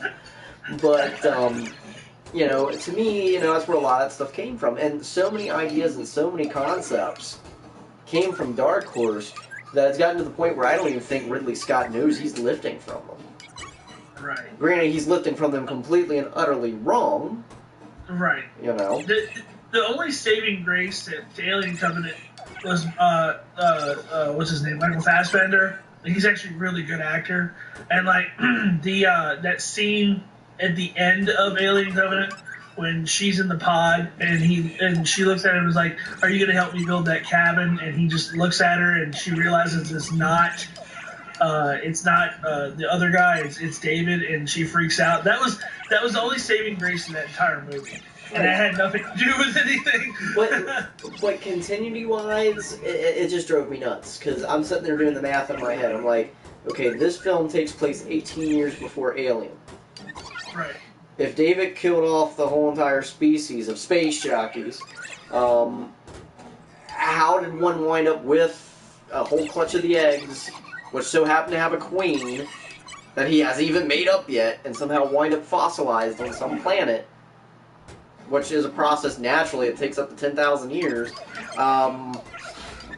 get what I'm saying? It's just like... Well, they also kind of screwed Alien versus Predator, which was the one where, like, you find out that the alien or the predators come to Earth to back when the humans worship the predators as gods, and they come down to Earth to basically hunt the aliens as a rite of passage. And it was a decent story, but it kind of nullifies that entire story because everything takes place in the future, and technically those aliens had not been created yet. Right. So it's all a tangled mess. I liked it when they were like, these movies have nothing to do with Alien. They feature similar ideas and themes and things that are like things from Alien, but they're not Alien, but they're related to Alien. When it was just muddled continuity, that's fine. But for him to come out and then retcon everything, to me, it is such a cheap way out. I liked what Neil Blomkamp had planned, and Neil Blomkamp had brilliant ideas. And I wish he would, because he did a fantastic job with everything he's done, as far as I'm concerned. A lot of people didn't like Chappie, but I liked him. I like Chappie. Granted, I don't know, if we're ever going to see a Short Circuit reboot because of Chappie, but I can always kind of hope. Yeah. I like District 9, and I like Chappie, and I like that little indie film that he had out recently. That was good. The little, like, sci-fi weird stuff where they're building nests out of dead human bodies or whatever. Yeah, that was a weird movie. I think District 9, I hate to say it, I'm not a big sequels fan, but I think District 9 needs a sequel. Because it was such an interesting story. I mean, like, basically the aliens, like the two, they go off and then they come back, Well, I think it's funny because a lot of people forget that Neil Blomkamp was actually working on a potential Halo movie at the time, and a lot of the stuff he was going to use for Halo wound up in District 9. And it's one of those situations where, the rights kind of got dropped. He's like, I've already got all this stuff in production, I need to do something with it. And he did his own thing with it. Had he done Halo and done it right, it would have been a Star Wars killer. I'm telling you, because Halo's a better story. I mean, it just is. But see, I don't think anybody's ever captured a video game movie right, to be honest with you. That's true. I mean, that's true. But like I said, had he done it right, I mean, it's hard to do. Because, like, with a video game property, you gotta understand, when you're playing a video game, you're the character. The moment you have that character have any kind of dialogue, you've lost that connection. And that's what makes video games so great. It's kind of like with certain comic book adaptations, even though we're getting a visual representation of that character, there's still certain things that we're reading between the lines. Whereas with a movie and an actor portraying that character, it ruins it. Well, had they done a really good one, I think a great video game movie adaptation would have been, if you remember, Soul Reaver. Did you ever play that one? Yeah. Soul Reaver would have been a fantastic movie. Just that story of the main character, like, basically ascending with his brethren as vampires and getting his wings, and then Cain ripping his wings off, and then he gets cast out into the void, for thousands of years, basically, and the world changes around him. Mm-hmm. I think that would have been fantastic as a movie. Oh, yeah. I think so. I mean, I agree. Yeah, I love that game. That game, like, I got very entrenched in that game when I played it. Like, it kind of, like, that. I went to work, came home, played the game, and that's what I focused on, kind of thing. And it really just took me away, you know what I'm saying? Right. No, I totally agree. I mean, there's certain games that would adapt well, but it kind of makes me wonder. I did like what they did with Castlevania. That was brilliant. Yeah. I mean, they had good writers. Granted, this was something that was brewing forever. It all depends on what they do next. But it was good. Granted, it dicks with my family heritage a little bit, but that's besides the point. We've had drunken Irishmen do that in the past, and they're still doing it today. So, I can live with it. But the thing of it is that it was a good adaptation. It just doesn't matter what they do with it moving forward. Of course, though, with a continuity that's as screwed up as Castlevania, yeah, I guess you can do pretty much anything you want with it, because anything that you do to kind of add a timeline to it is helping make sense of it for us. Hopefully nobody gets the idea to try to sort that out with Metal Gear, because I think my head will explode. Yeah, no Metal Gear movies. No Metal Gear movies, we're good. No. We're good. We had a 2-hour cutscene in that one, so I'm good. Yeah, it's like... I'm curious about his new game, don't get me wrong. I want to see the new game on PlayStation, but I don't know how I feel about it. Right, yeah, I'm just not. Part of me's like, I really wanted to see what Silent Hills would have been like, but I don't know. Yeah, I just don't know how that's going to work. No, I'm just going to sit here and play Fortnite. Yeah. I've been playing that, just because I found out that it was a free download to play the Battle Royale edition.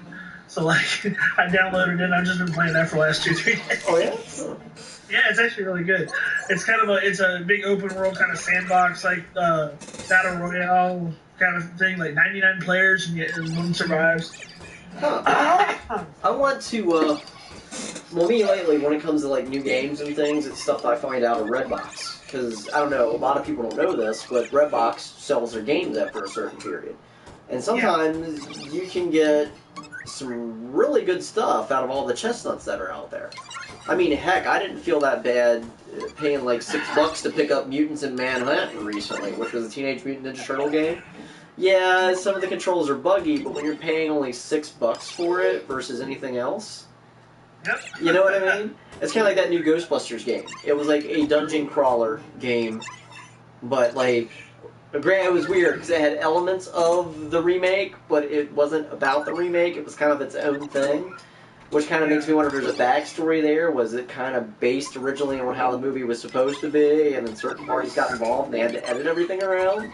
Because there's some characters in that game that resemble actors that were originally projected to be in a movie, and then it just never happened. One of the best Ghostbuster games that I played is an app. It's my son actually downloaded because he loves Ghostbusters. Basically, like it has like a town, and you have to go to each location, bust all the ghosts. It's like a first-person shooter when you do that. You collect your earnings, but basically you collect fees from the people that you help out.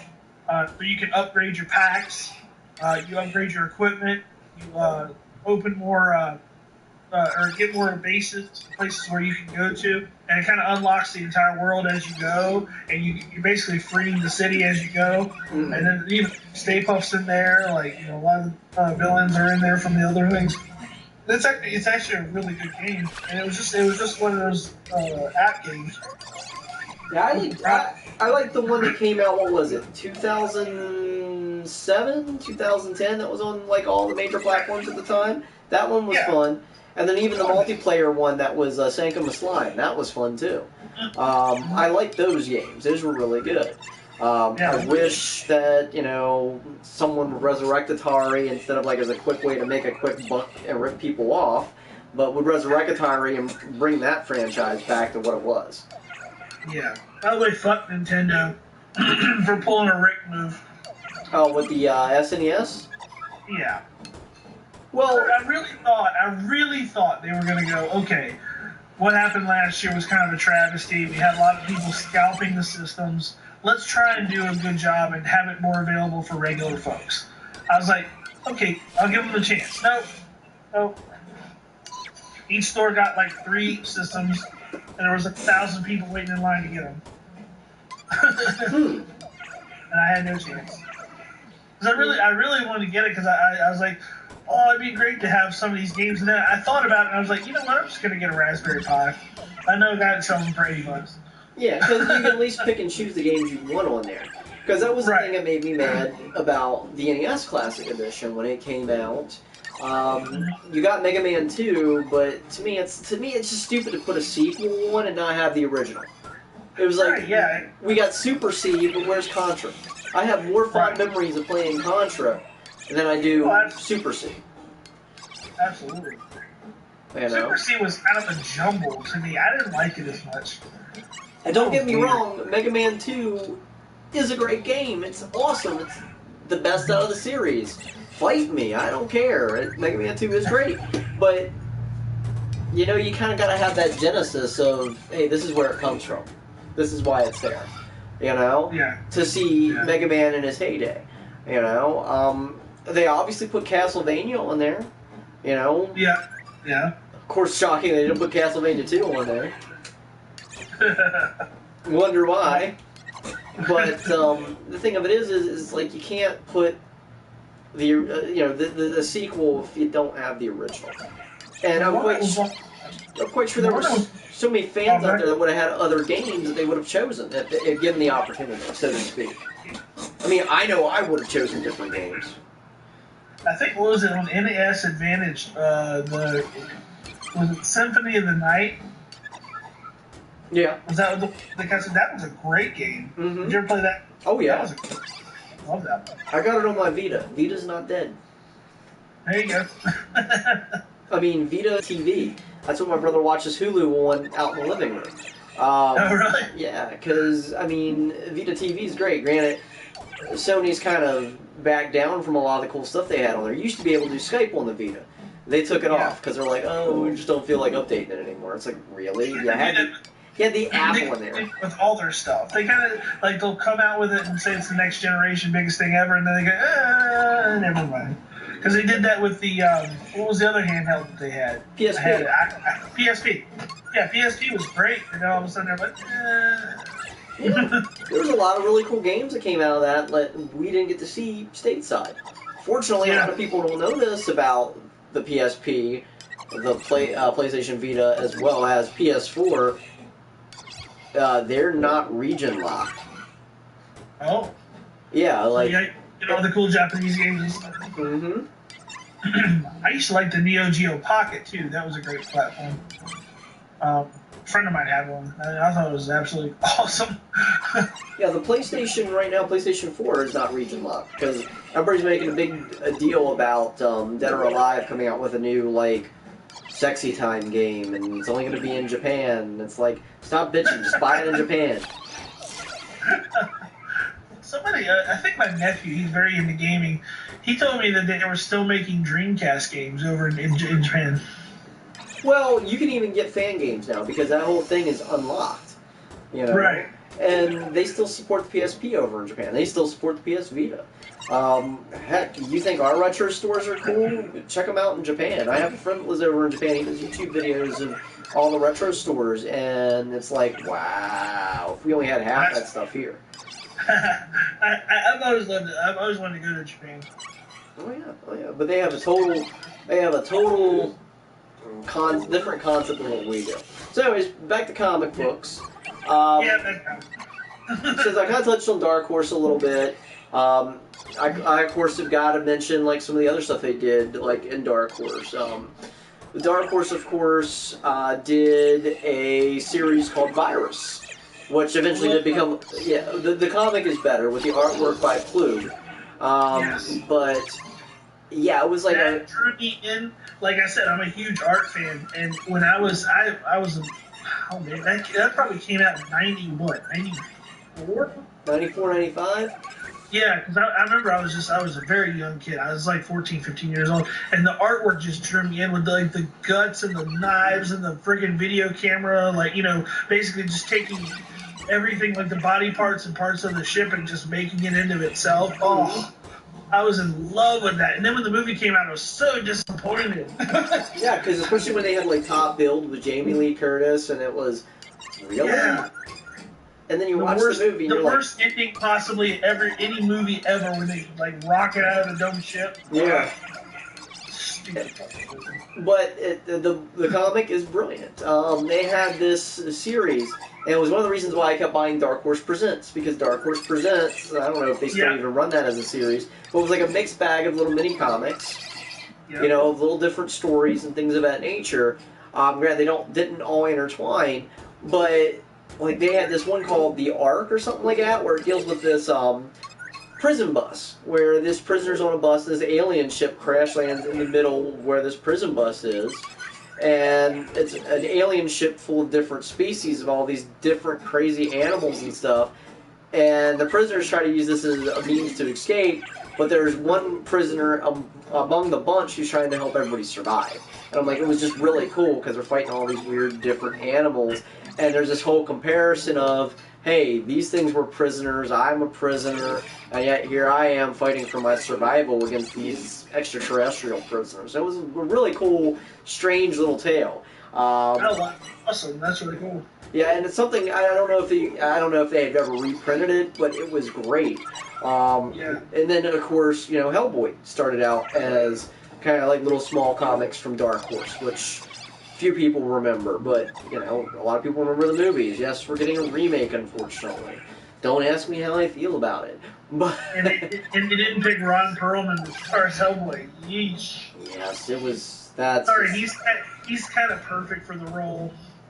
Well, I mean, it's like, you got somebody who looks just like him in makeup.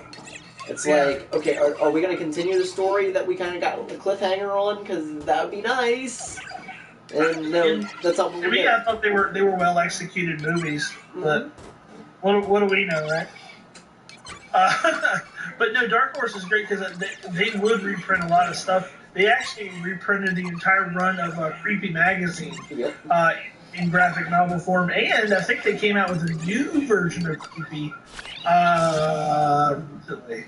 But I haven't seen it. I don't go to the comic book shop that much anymore, so I don't really see it that often. Weren't they also involved in bringing back, what was it called? That one magazine that Forey had a lot of involvement with?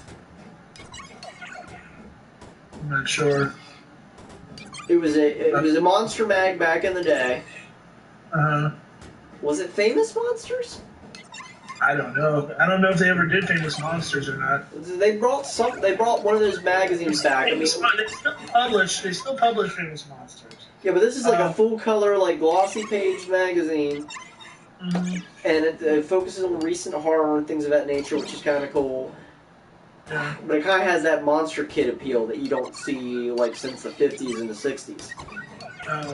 Well, yeah, I don't know. I mean, Horror Hound is kind of like that, but like they're a little different. I mean, I don't think it's Famous Monsters. Famous Monsters does have that appeal, and the covers are what really draws people into those because the covers are fantastic. Even today, they're fantastic. Especially like if you go back to the old covers of like the 1960s, the 70s, and you had the Basil Go-Go's and you had all that stuff. I mean, incredible. I mean, there's people that buy them just to hang them up on their walls. There's I'm trying to think of magazines that are out now that I don't know what Dark Horse would have associated with. Yeah, I could have swore that they helped resurrect an old monster mag from back in the day. Huh. And they did it full colored. It ain't Horror Hound, it ain't Rumor. Yeah, it might have been Creepy, because I know that there was a new version of Creepy out. Yeah, I know about that, but this wasn't like... It dealt with like stuff in movies and things of that nature, and I want to say at 4 had a big association with it. Yeah, Creepy was just stories. Creepy is a good one, because it's kind of like Dark Horse Presents. Yeah. But they do a good job. There was actually some newer books out that actually were doing a good job, too. I think one was called... I want to say Crypt of Shadows was the newer one. It was actually pretty good. Yeah, I'm just trying to think what that magazine is. I can't think of what it would be either. I've probably seen it. They have like print articles and things of that nature that are family friendly. You know, deal with monsters and horror and things of that nature. I'm gonna have to look into it. They might have even discontinued it. Maybe it wasn't popular enough and they just quit it. Yeah, I mean, there's a lot of stuff coming out like. You know, now there's like I said, Horror Hound is pretty huge. They got their own convention now, and they kind of what I like about Horror Hound the most is that they got that monster kid kind of feel to them, but at the same time they do like each month they'll do like a retrospective or something. Like one month they did Elvira, so like they did a big thing in the middle where there was like nothing but Elvira merchandise, everything you could possibly think of that would be related to Elvira, and like it was just really cool. Like you could get a big retrospective of all the merchandise and collectibles and everything related to just that one subject. So that was really neat. Yeah, and I think that's kind of interesting. We'll kind of touch on that a little bit because we talked about like the Hays Code, which was in the 30s, and then we talk about the Comic Code Authority, which was the 50s, and it was interesting because like. Right after that, then you start to see the peak in Monsters kids, you know what I mean? Like, late 50s and 60s. And I always wondered what that trend was. Is it because it became taboo that it drew people in? Or is it because, hey, now you've got TV, running it late at night, the late night feature? Because that was a big thing. Because a lot of those monster movies, like the Universal films from the 30s and the 40s, were getting their run on TV late at night. And I don't know if that's what it was or if it was just a culmination of things. And then we started getting into like TV shows in the early 60s, like you had the Addams Family, the Munsters. Granted, yes, you had the Batman campiness on top of all of that, but you had Monsters, you had Addams Family, and then of course you had Dark Shadows. And that was like a good time to kind of be a monster kid, I imagine. I think there's a lot of outsider appeal to it. I think that's mainly like a rebellious thing. It was kind of a step up, like in that vein of just not so much if you weren't so much a rocker, you were kind of a monster kid. You know what I mean? It kind of that kind of feel kind of died off in the '80s. You know, you still saw it with some stuff, but then like in the '90s, you really, you know, the real end of the slasher period. That's when it kind of finally went away. You still get a lot of older people that are kind of like they have that monster kid vibe to them and stuff, but not as much anymore.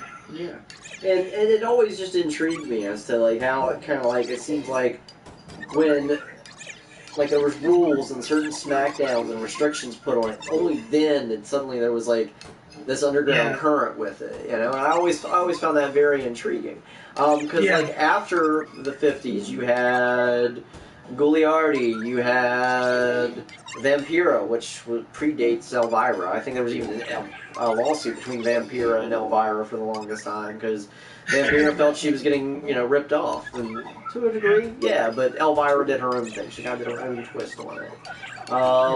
You know, you had all kinds of stuff. What was his name that recently passed? I want to say a couple years ago. He was a horror host. It's on the tip of my tongue, and I feel so bad about it. Oh, damn. And his shtick was he was one of the first to make fun of, you know, the movies they were watching late at night. You know what I mean? They were watching The Trash, and he was the one who's like, oh, this movie's awful. As awful as my ex-wife or something like that. And it was hilarious because it was self-aware. That was nothing beats Joe Bob Briggs when you watch that. That was, you remember that, right? Yep, Joe Bob Briggs was brilliant. I always loved Joe Bob Briggs in Monster Vision. Few people remember, and I miss it. And the late Up All Night with Rhonda Shear, and then Up All Night with Gilbert Godfrey. I grew up on that, sleeping on my grandmother's couch, watching those terrible movies. Yeah. I mean, a lot of those movies I've found again, and I think that's interesting. Like as soon as I heard Shout had a special edition of The Nest, which was a big like Joe Bob Briggs movie, I had to get it. The Nest is an awesome movie about mutated cockroaches. Does it make any sense? No. Who cares? You know, it was like this thing meets. How can I put it best? The Thing meets cockroaches. It was interesting. It was very good. You know, how often do you see a cat roach? you could not repeat that kind of the horror host Up All Night host thing anymore because of how like social media is and the internet is now. You couldn't do it, but somebody will come along and figure out a way to manage to do something similar. I think, you know, and kind of bring it into the here and now. Yeah, exactly. But and if they do, they're going to be very successful because there's the people that are like you and me that are talking about, you know, Monster Vision that are very, very longing for that because that was a really big part of our young adulthood and, you know, early adulthood, watching all that stuff and really getting into it and like the taboo of some of it because it was late at night and stuff like that. You know, it kind of felt naughty to watch it, you know, kind of thing. So. Oh no, I agree, and that's what I always enjoyed about it, because, like, being an Army brat, my dad wasn't at home a lot, and he'd be in the field doing whatever, and it was one of the things that me and my mom could relate to. I mean, we would stay up late and watch Elvira, we'd watch all the terrible movies on, basically, cable that you could find, because we were early adopters to cable. Drive-in was still a thing, which was great. Especially if you lived near one, you had binoculars. But yeah, I love like stuff like that. And then there was regional horror hosts. Like a lot of people forget that, like, you know, I may talk about a horror host that you may have no clue about. But if you were an Army brat, you might have gotten lucky and have been to different regions where you were able to see all of them, or you had access to cable, or somebody who had a satellite dish. You know, and I'm not talking about dish TV. We're talking about the big giant parabolic dishes that be sitting in your backyard. Yeah, I had a friend that had one of those. And you could pick up all kinds of crazy stuff with those things, and it was great. You know, and it was just a different time to be alive when it came to horror. But again, like what you were saying here. Well, with the internet, it kind of takes away that mystique too. The closest thing that I can think to it, because there's not much access to it, is a lot of the home-based or the homegrown local horror scenes where they're doing a lot of the B movies nowadays. You know, like a lot of the people that are like guys like John Johnson, who's doing like Dark Stone Entertainment, people who do, you know, like I got a lot of friends that are doing a movie right now called Bottom Creek with High Rock Productions and stuff like that. So it's all the small time stuff that kind of still has that same feel because it's hard to get. You don't have access to it. It's still like naughty. It's still mysterious and stuff like that. Other stuff that just seems like you have almost too much access to it. You know what I'm saying? Right. So you don't get that special feel to it. Well, and that's the thing, and this is something I try to explain to people when it comes to horror, because unlike back in the day, like, we had the drive-ins, and we had mom-and-pop theaters. There were still grindhouses around. Yes, it's where the term came from. Grindhouse was originally, like, a place of ill rapport, but then they started showing movies. Because back in the day, a grindhouse used to be a place you'd get your bump and grind on. But, you know, eventually they started putting out cinema that was rare and hard to see. 52nd Street used to be a big thing in New York. Granted, yes, a lot of the adult theaters were there, but a lot of the horror movie theaters, a lot of the, you know, raw Quentin Tarantino-esque, kind of bring it to a modern perspective, films were playing, you know. They Call Her One Eye. Love that movie. A lot of the murder, rape, revenge films. I Spit on Your Grave. Things of that nature, you know. And they were films that were shot guerrilla style. They were put into the drive-in to make money really quick and then out. And it's just one of those things. Yeah. I mean, you get the same feel with you know, just kind of jump back into comics, with a lot of those comics that were kind of put out, like Erie Publications put out. They were defying that comic book code. Warren Publications, they were defying that comic book code, and they were putting those stories out that people wanted to see, that were hard to find and mysterious and like gory and disgusting, and that artwork that was over the top. Like Chick Stone, there's a great one where it looks like a giant monster eating a girl like corn on the cob. You couldn't show that stuff nowadays. You couldn't put that in a Books A Million, and have it displayed openly. They would reject it. You couldn't put it in a newsstand somewhere, and people would freak out. There would be outrage. There'd be, it would be on the internet. There'd be people protesting. But back in the day, you could put that out, and of course it was mysterious and naughty and bad. Like, you got a really cool feeling from checking stuff like that out. Yeah, exactly. And it was like late nights on Cinemax. Yes, it wasn't all tits and ass, but there were some really interesting horror films that you could catch on Cinemax. Oh, yeah. Some of those HBO original ones weren't bad either. If you remember the HBO originals, I think it was Thursday night they would come on. They would do a lot of action, with Samantha Rothrock, but they would also do horror movies every once in a while that they actually came up with, and they weren't bad either. Yeah, and it was just a different time because it was before the video store. I mean, I hate to say it, when the video store happened, that killed off a lot of it but it kind of brought some of it back because then the video store is like, hey, we can't just go off of new releases. We need people to make stuff for us. And it's the same thing that you see with Netflix now, too. Netflix, yes, they get all the mainstream movies that were in cinemas, but now they're getting stuff that's exclusively to them or stuff that's low budget, never heard of before, It's so funny to me because, I can remember a time, and you can too, before you had access to anything. You just had to get it as it came to you. Exactly. Now you can get anything you want, anytime you want, any time of day you want, irregardless of money or not. If there's something you want to watch and you're determined, you can download it. Well, back, I remember, and that's a lot of problems with comic books now too. Going to the conventions, it's kind of dying down because a lot of people they don't have to go out. They can just get it from home. They can get it from Amazon. They can order it on eBay. They can do this, that or the other. They don't need to go out. Like, I remember having to go to a convention, or I remember having to go to a place and look for something. I had to go to the video store and hunt down those weird movies because you weren't going to find them anywhere, in a store. Mm-hmm. You weren't to a Target or a Walmart or a whatever back in the day, a Hex. You weren't, or a Dart Drug. You weren't going to find them there. You had to go to that weird section in the video store. You had to go to that, one vendor at the comic books, convention, or that one weird comic book store, and actually hunt the stuff down. And I think that's a part that's missing with horror now too, is the actual hunting down of stuff.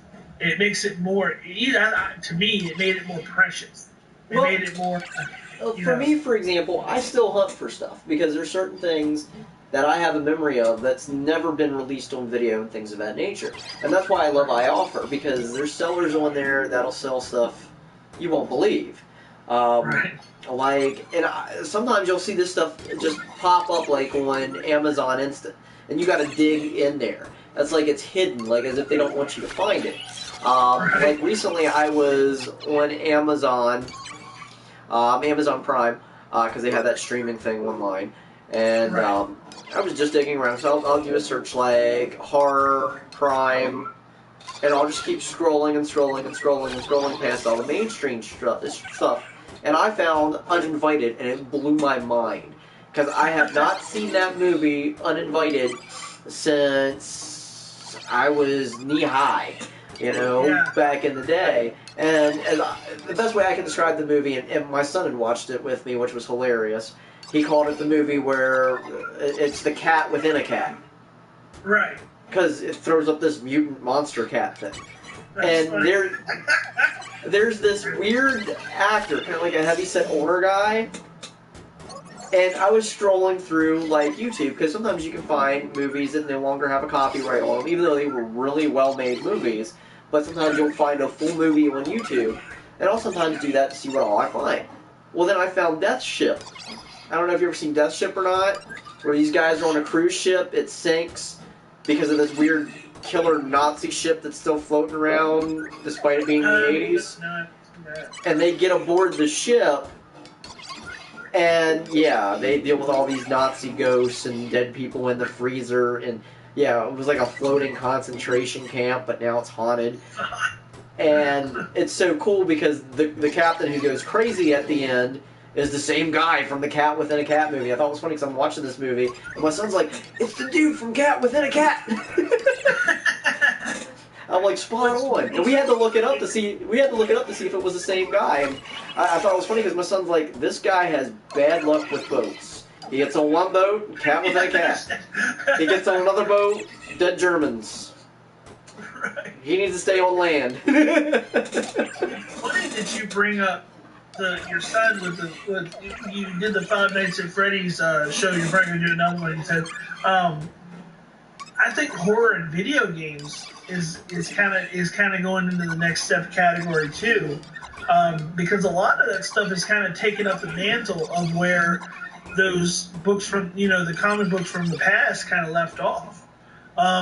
Five Nights at Freddy's. Do you know the backstory to that? I'm sure you've heard. The murders in, what was it, upper end of the 90s, where that person previously worked at a Chuck E. Cheese, he sneaks in to rob it, and he shoots like 5 people, and it correlates. 5 kids stuffs their bodies into the animatronics, and they become haunted.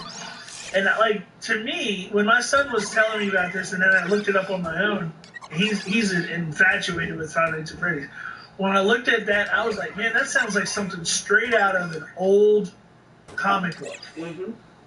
You know what I mean? Like the way that people don't think like that now. They think differently. So they stuff the bodies, and the bodies are basically the ghost children. They're sad, and they take revenge on the guy, and he gets into one of the suits, and it kills him, and then he comes back, and I'm like, man, this sounds like an old slasher.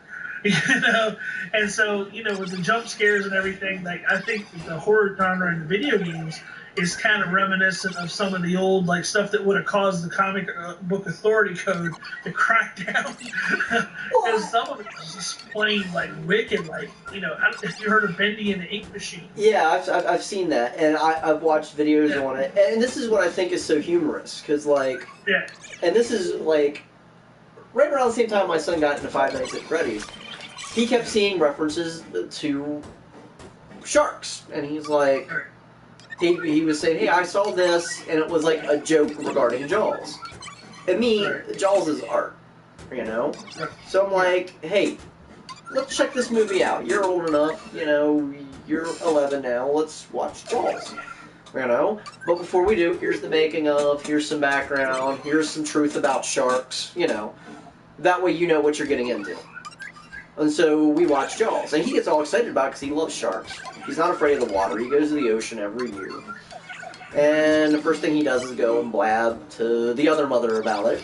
And, of course, I get an earful. Mama Sasha, what are you doing? Blah, blah, blah, blah, blah. And I'm sitting here like, oh, okay, who recently bought him Five Nights at Freddy's? Just out of curiosity. Yeah. Well, that's just a cute game where there's jump scares and all the it looks so fake. And I'm like, and the shark in Jaws doesn't look fake? Yeah, right. I'm like, more diabolical story. I'm sorry. It's much more. We're dealing with a natural predator that just so happens to eat a child in the movie, whereas we're dealing with a person who kills children that's slightly suggesting he might be a pedo, and yet that's okay versus Jaws?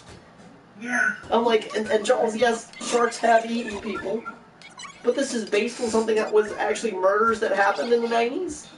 Yeah. And she's like, where are you getting all of that? I'm like, it's in the subtext. You've got to read every little thing. And I said, trust me, our son's already read all of that. Yeah. All the mini games, like where the balloons go up and it's the souls of the children and if you look at the backstory of that thing, oh my goodness, I couldn't believe it. I was like, this is really weird and involved. I was like, oh my gosh. Bendy, that's another one. Bendy is they're pretty straightforward with the with the satanic stuff in that. There's pentagrams all over that game. Right, but there's also the whole. There's another subtext in there, especially if you know the history of Fleischer and Disney. There's a whole subtext into that too. That's what I was getting to. About the creator and There's a whole subtext to that, and it's a different way of retelling those stories, and it's great for what it is. And it gets kids interested in stuff. Like Cuphead, for example. Everybody's like, wow, that animation's really cool. And I'm like, Cuphead deals with the devil. Yeah. But it's going back to that old school animation. And, it's bringing back interest to those old things. And to me, it's like... The stories, too. They're real stories. Yeah. And there's always, with any sort of story that's out there, there's always some sort of kernel of truth somewhere, no matter how misconstrued it is. Look at Nightmare on Elm Street. Wes Craven used to see a homeless guy that was burnt to hell and back out of his bedroom window all the time. Give me nightmares, too. And then it kind of convalesced with this kid who kept drinking coffee at night, refused to go to sleep, and his parents found his coffee stash. He went to sleep and he died the next day, and those two ideas mingled, and that's how we got Freddy. It's just old stories getting reinvented in new ways, and I think that's why, to a degree, I hate remakes, but to a degree, I kind of like them.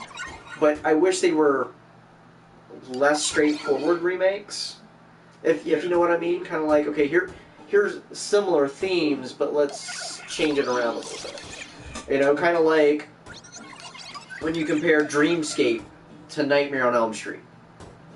I don't know if you remember, what was it, Dennis Quaid? No, not Dennis. It was Dennis Quaid?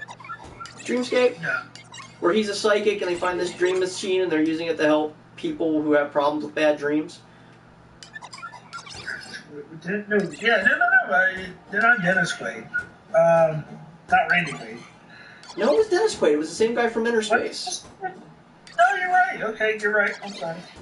But yeah, it's a similar concept, two completely different stories, with their own forms of terror in each one. Yeah. To me, it's a remake without it being blatant. Yeah. But and the cool thing is, I tell people like all the time, like I think a lot of people that grew up watching the stuff that we watched and reading the comics that we read, you know, a lot of that stuff in the 60s and 70s and even the 80s was all formed on the basis of that media that we watched. So everything that you're seeing now is stuff that was influenced by that stuff.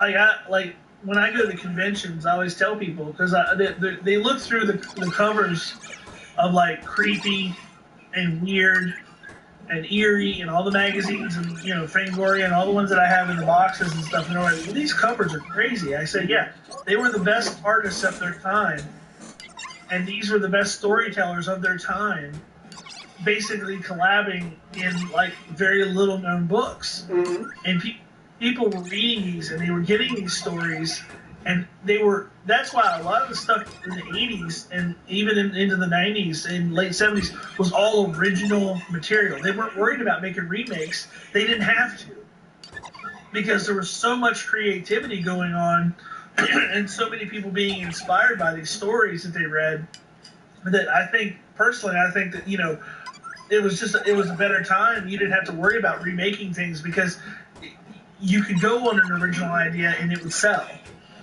Right. Now I think it's kind of a safe bet to remake stuff because you're trying to get that old school audience in on it. You know what I mean? Exactly. And it's just a safe bet. You know, that's why they do sequels and remakes, because we are so... Right. Lately, I love the foreign scene when it comes to movies. Granted, yes, a lot of times they get American remakes. Like, for example, my favorite all-time movie right now is, granted, it's a great book. It's a better book than it is a movie, but Let the Right One In. Yes, it got an American remake. Yes, they really pussify a bunch of the stuff. But if you watch the original one, it's brilliant. The Babadook. I hope and pray they never remake that. You know, it's a brilliant movie. It's foreign. Troll Hunter. They've been forever kicking around remaking Troll Hunter. No, don't. It won't work for an American audiences. I found that the first day I got Netflix, I think. I want to say the first time I got Netflix, I actually found that movie and was like, oh, what's this? And it was fantastic. Yep. And, you know, there's stuff that's getting a lot of notice from other places. You know, I remember growing up with Ozploitation. There was a bunch of movies that came from Australia. And they were brilliant. For example, Razorback from the 80s. You know, right. A lot of people forget about that giant warthog killer movie by the guy who directed Highlander later. You know, it's a brilliant movie. Granted, it's out of print. You can get it from one of those places that'll print you out a DVD-R directly from the studio, but it's going to cost you an arm and a leg. I was a sucker. I had to get that one. But the thing of it is that, you know, there's a lot of stuff that's coming out overseas that's brilliant. For example, Wormwood. I love that movie. I'm glad to hear they've got a TV series. If you're going to do zombies right. It's like Zombies meets Mad Max. Right. You can't do any better than that. You know, and yes, sometimes we Americans can do it too. Look at Harbinger Down. Brilliant movie that I've seen. Granted, yes, it was the company that was going to make practical effects for the Thing prequel. Yes, the one from 2012 is a prequel. If you didn't know that, please rewatch it. But it's a prequel to John Carpenter's 1980. What was it, 81, 82? 82. Yeah, it was a prequel to his movie. And they feed into each other flawlessly. Granted, yes, I hate the computer effects in the new one, but if you ever get a chance to watch a work print of the original cut, it's so much better than what we got theatrically. And there are people who's yelling at Universal to release that version. I don't think it's ever going to happen. But they took their practical effects they were going to use for that movie and did their whole own thing with Harbinger Down, and I'm like, wow, at least that didn't go to waste. Yeah.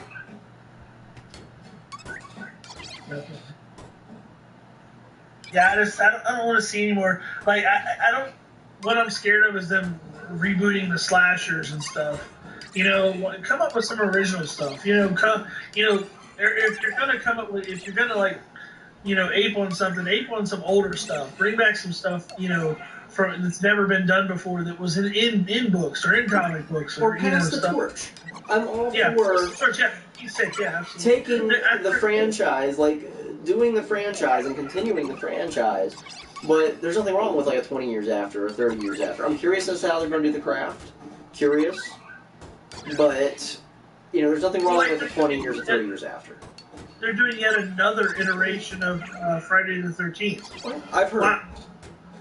Wow. Trust me, I'm well aware, and to me, if it's done right, if you know how to broach the topic, I'd be all about it. Well, the last were done right, but it was a reboot. And I was like, why? I mean, you can keep telling the same story.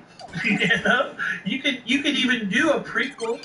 You could even do an in between 3 and 4 or something. You could do something crazy. You could do something based on it. You could do anything. I don't know why you want to keep remaking the same thing. It's just like the Spider-Man franchise. I get it. He was bit by a spider. Now he's cute. I don't care. Do a new story. Well, it's kind of like the sequel to The Town That Feared Sundown. I thought that was a real interesting way to do a sequel. They still titled it The Town That Feared Sundown, but it wasn't a remake. It's a sequel. Right. I know, and that movie's pretty weird to begin with if you watch the original one, but again, that was the same guy who brought us Boggy Creek and Boggy Creek The Legend Continues, so we kind of expected it to be weird, but still. Right. So yeah, I don't know. I don't know how I feel about it. They came out with Hatchet was good, and that was a good new series of movies. Yeah, that was done by his last name's Green, I want to say. Something Green. Well, he did one recently, and it was the best way I can describe it is it was like Pokemon Go, the horror movie. Because this indie filmmaker, he plays himself, which is kind of cool. He plays himself, so it's kind of done like Cinema Verte, where they're filming it while it's happening. They meet this guy who's like, hey, you can only see these monsters at a certain time of night, and you have to follow certain rules to see these monsters. And they fall into this whole world of seeing all these weird monsters, and they screw something up, and the monsters come to get them at the end, and it's just so cool. Oh, wow. And I gotta think of the name of it, but it was really good. It was directed by Green. It was one of his more recent ones, and it's very unsettling. Because, you're kind of like listening to this tale of this homeless guy they keep finding. He's like, there are real monsters out there. Let me show you where they are. And they keep finding out facts about this guy just being crazy and weird and everything else. And then they start paying attention to things, and they're like, wait, maybe he's not as crazy and weird as he seems. And it just gets darker and darker and darker, and it's just, Wow, that's really cool. When you said horror Pokemon Go, it reminded me of I don't know if it was an internet rumor or if it was one of those things that was real, but they had played with the idea of doing Grand Theft Auto Go, like a GTA Go. I can only imagine people be running around like carjacking people. I gotta get points. I was like, I don't know if that was the actual idea in practice or not. Right. But I thought it was horrible. It sounds like it'd be interesting because now everybody's trying to do something like that. But the thing of it is like there's a lot of cool virtual stuff. There's one game, I don't know if you've seen it. It's called Recoil. No, I haven't. It's pretty neat. Like you go to the store and you get a gun. I think there's a pair of them for $100, and I think a single one is like 40. And what you do is you mount your phone on the side of the gun so that you can see what you're shooting at or whatever. Okay. But what it does is it transforms your environment into like a shooting range or like a little monsters pop up or whatever. And the gun actually has like a blowback on it, like a firing mechanism. So like as you're shooting the little toy gun, like you're actually like you feel like you're shooting a gun, but you're shooting it at monsters and stuff. So it's kind of neat. Right. But, Yeah, I mean, they're doing all kinds of interesting stuff, and I guess when technology changes, but when it came to comics, I mean, it was always so weird, because like I said before, you had the Hays Code in animation before we had the comics code. And one of the things I found interesting, and maybe I'm wrong about this, but I want to say right after the Monster Kids craze started to pick up, only then did a lot of the mainstream comic publishers get interested in horror again. Like, for example, in the 60s and the 70s, Marvel started doing, like you had, what was it, Tales of Dracula, Dracula something, Tomb of Dracula. Yeah. Okay, they even picked up the license for Godzilla. Some of the stuff that, like, crossed over into S.H.I.E.L.D. involved them hunting Godzilla, and a lot of people forget about that. They did some pretty cool stuff, though. They did that Legion of Monsters book. Do you remember that one? Where you had, like, Morbius and, like, I forget who, Blade and somebody else. But, yeah, they did. It was called Legion of Monsters. I think, I want to say Man-Thing was part of it or something. I can't remember. Well, that was more recent, like, Blade. That was like, late 70s, early 80s. Yeah. Blade started out in Tomb of Dracula. His first issue was in Tomb of Dracula 10, if I'm not mistaken. Yeah, I actually just pulled a copy of that not too long ago. And it was more or less like a little quick cameo, and he wasn't like the Daywalker as you know and love now. He was very, 70s. But... yeah, his outfit was horrible. Well, again, 70s. What can I say? That's an underrated character in comics that they could really do a lot with right now, especially on the backs of like The Walking Dead and all the vampire stuff that was out. Man, they really could use that character, but they're using him as like a little side thing now. It's horrible. I think they had him in one recently. He was like a messenger boy for somebody. Well, you gotta figure. I mean, that era of comics had a lot of weird stuff to begin with. For example, Power Man, now known as Luke Cage. I mean, look at that outfit from back then. Chest all exposed, little tiara. Yeah, definitely not the Luke Cage you know now. No.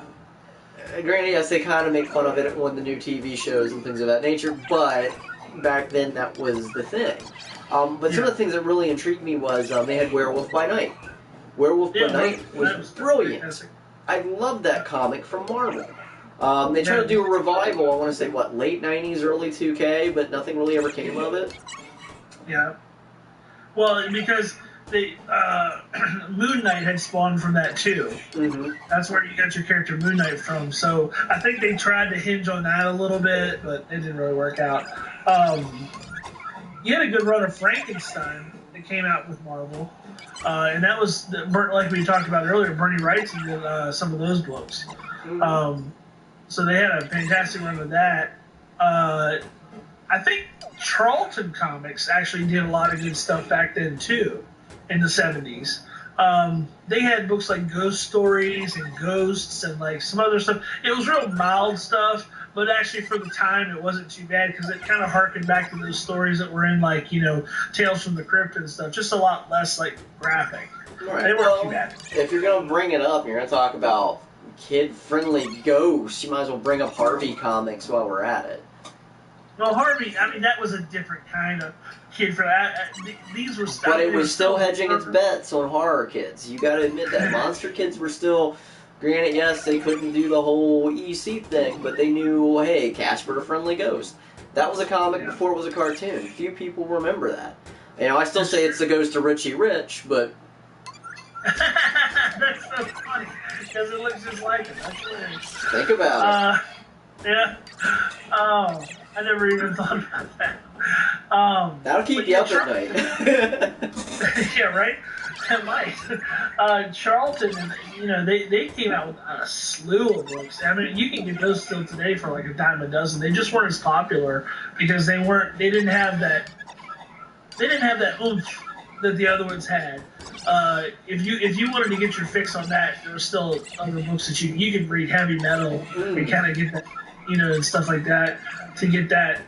So when I say kid friendly, it's just because they abided by the code, so they were a lot less graphic.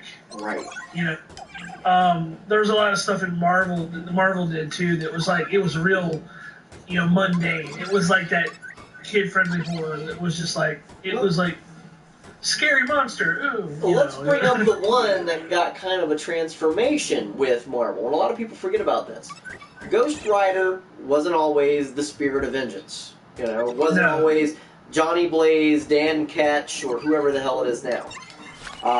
You had a cowboy originally that, granted, yes, wore a white hood and rode around on a horse nowadays would be kind of like, what is this about? But he was somebody who they thought was dead, and he really wasn't dead, and he was kind of enacting cowboy and Indians kind of story. It wasn't, I've been powered by the spirit of vengeance, and here's my chains that'll make you feel all the fear and pain you've ever inflicted on others. No, it was just a cowboy with a 6-shooter on a horse.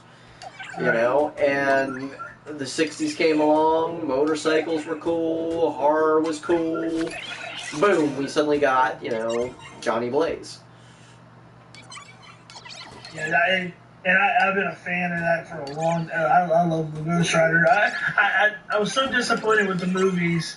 Like, the first one was alright, the second one was trash. But I think as a character, and on the TV series, he's kind of garbage too, because they've updated the character. But I think as a character in the through the 70s and into the 80s, I thought it was a fantastic, awesome version. Like, I started reading the Danny Ketch version when I was younger, and then I got into the old ones through that because I think one of the first comics I picked up was Ghost Rider 21, which was Danny Ketch. Mm-hmm. And that was the one where he had the pipe through his head. That I forget who did the artwork on that. I want to say it might have been Sylvester did the artwork on that. I was a huge Mark Silvestri fan when I was growing up. I like Ghost Rider 2099. That was really cool. Like the first couple issues. Wasn't bad. Yeah, that wasn't bad. It was nice to have kind of like this cyber realm of like intelligence that was out there. It was using this guy as kind of like their physical visage. And I like the fact that they would program him not to speak about them. It would just totally lock him out, and it was just so awesome. Yeah. And a lot of those books, like the future books, were kind of cool because you could get a take on a new character without actually obliterating the old one, which is what they're kind of doing now. But a lot of those books, like Doom 2099, wasn't bad either, where he was more or less like a good guy. But isn't he Iron Man now? Huh? I thought Doom had a stint as being Iron Man for a while, didn't he? Just recently. Oh, I don't know. I haven't read any books recently. Yeah, because they had the one girl play Ironheart or whatever that kind of like took up, Oh, the Riri Williams? Yeah, they had that, and then all of a sudden Doom's now Iron Man, and it's like, wait, when did this happen? She has no virtue as a superhero whatsoever. Yeah. She's terrible. I'll get a lot of heat for this, but I watched a guy on YouTube that his channel is called Diversity in Comics, and he'll pick up an issue, he'll read through it and just tear it to shreds. That's my only exposure to comic books right now because I don't really buy them. I just don't have enough money to keep up that habit. But he basically has been like slamming Marvel lately, and for good reason because the books are just garbage. And Riri Williams, in Captain Marvel too, they are just the opposite of what a hero should be, and they do and say things that are so questionable that it's just it completely takes away from the characters. But anyway, back to what you were saying. Sorry. No. And hey, before I go any further, I want to thank Christian Jensen. He's doing a real good job taking care of some of the punks we have in our chat room. So kudos to you.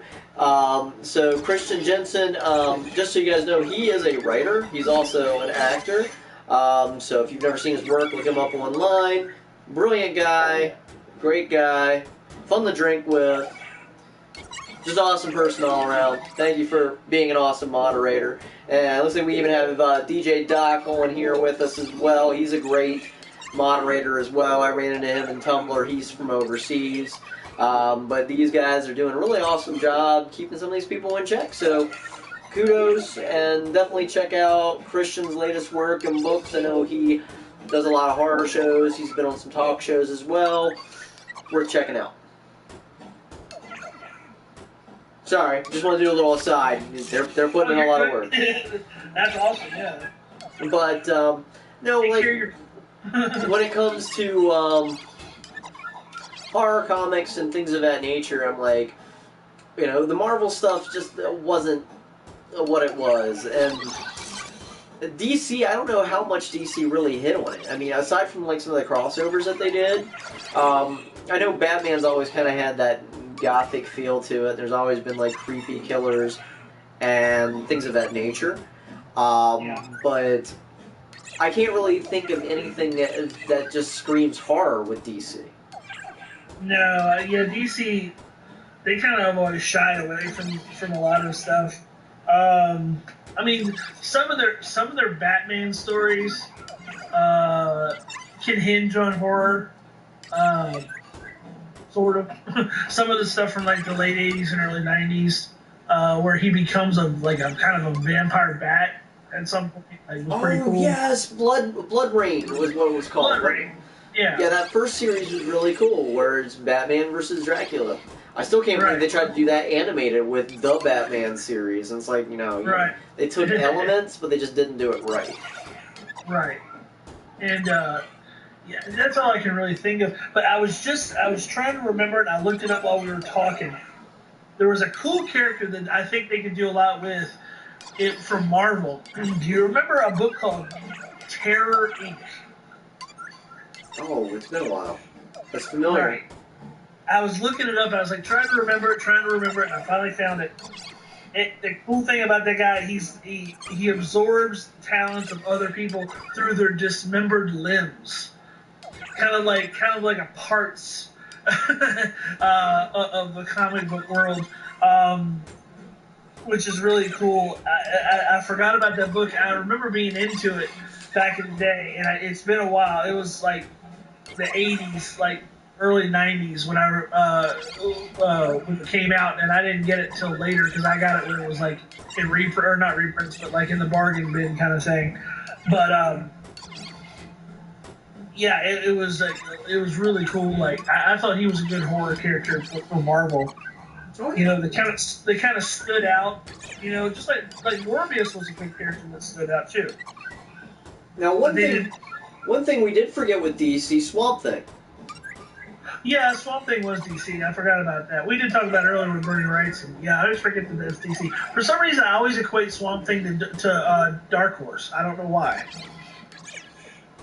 Yeah, like Swamp Thing to me was always great. Like even the old TV show.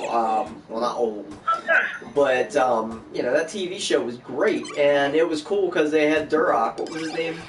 The same guy who did the movies with Wes Craven. He basically later went to do the show, and I was like, wow.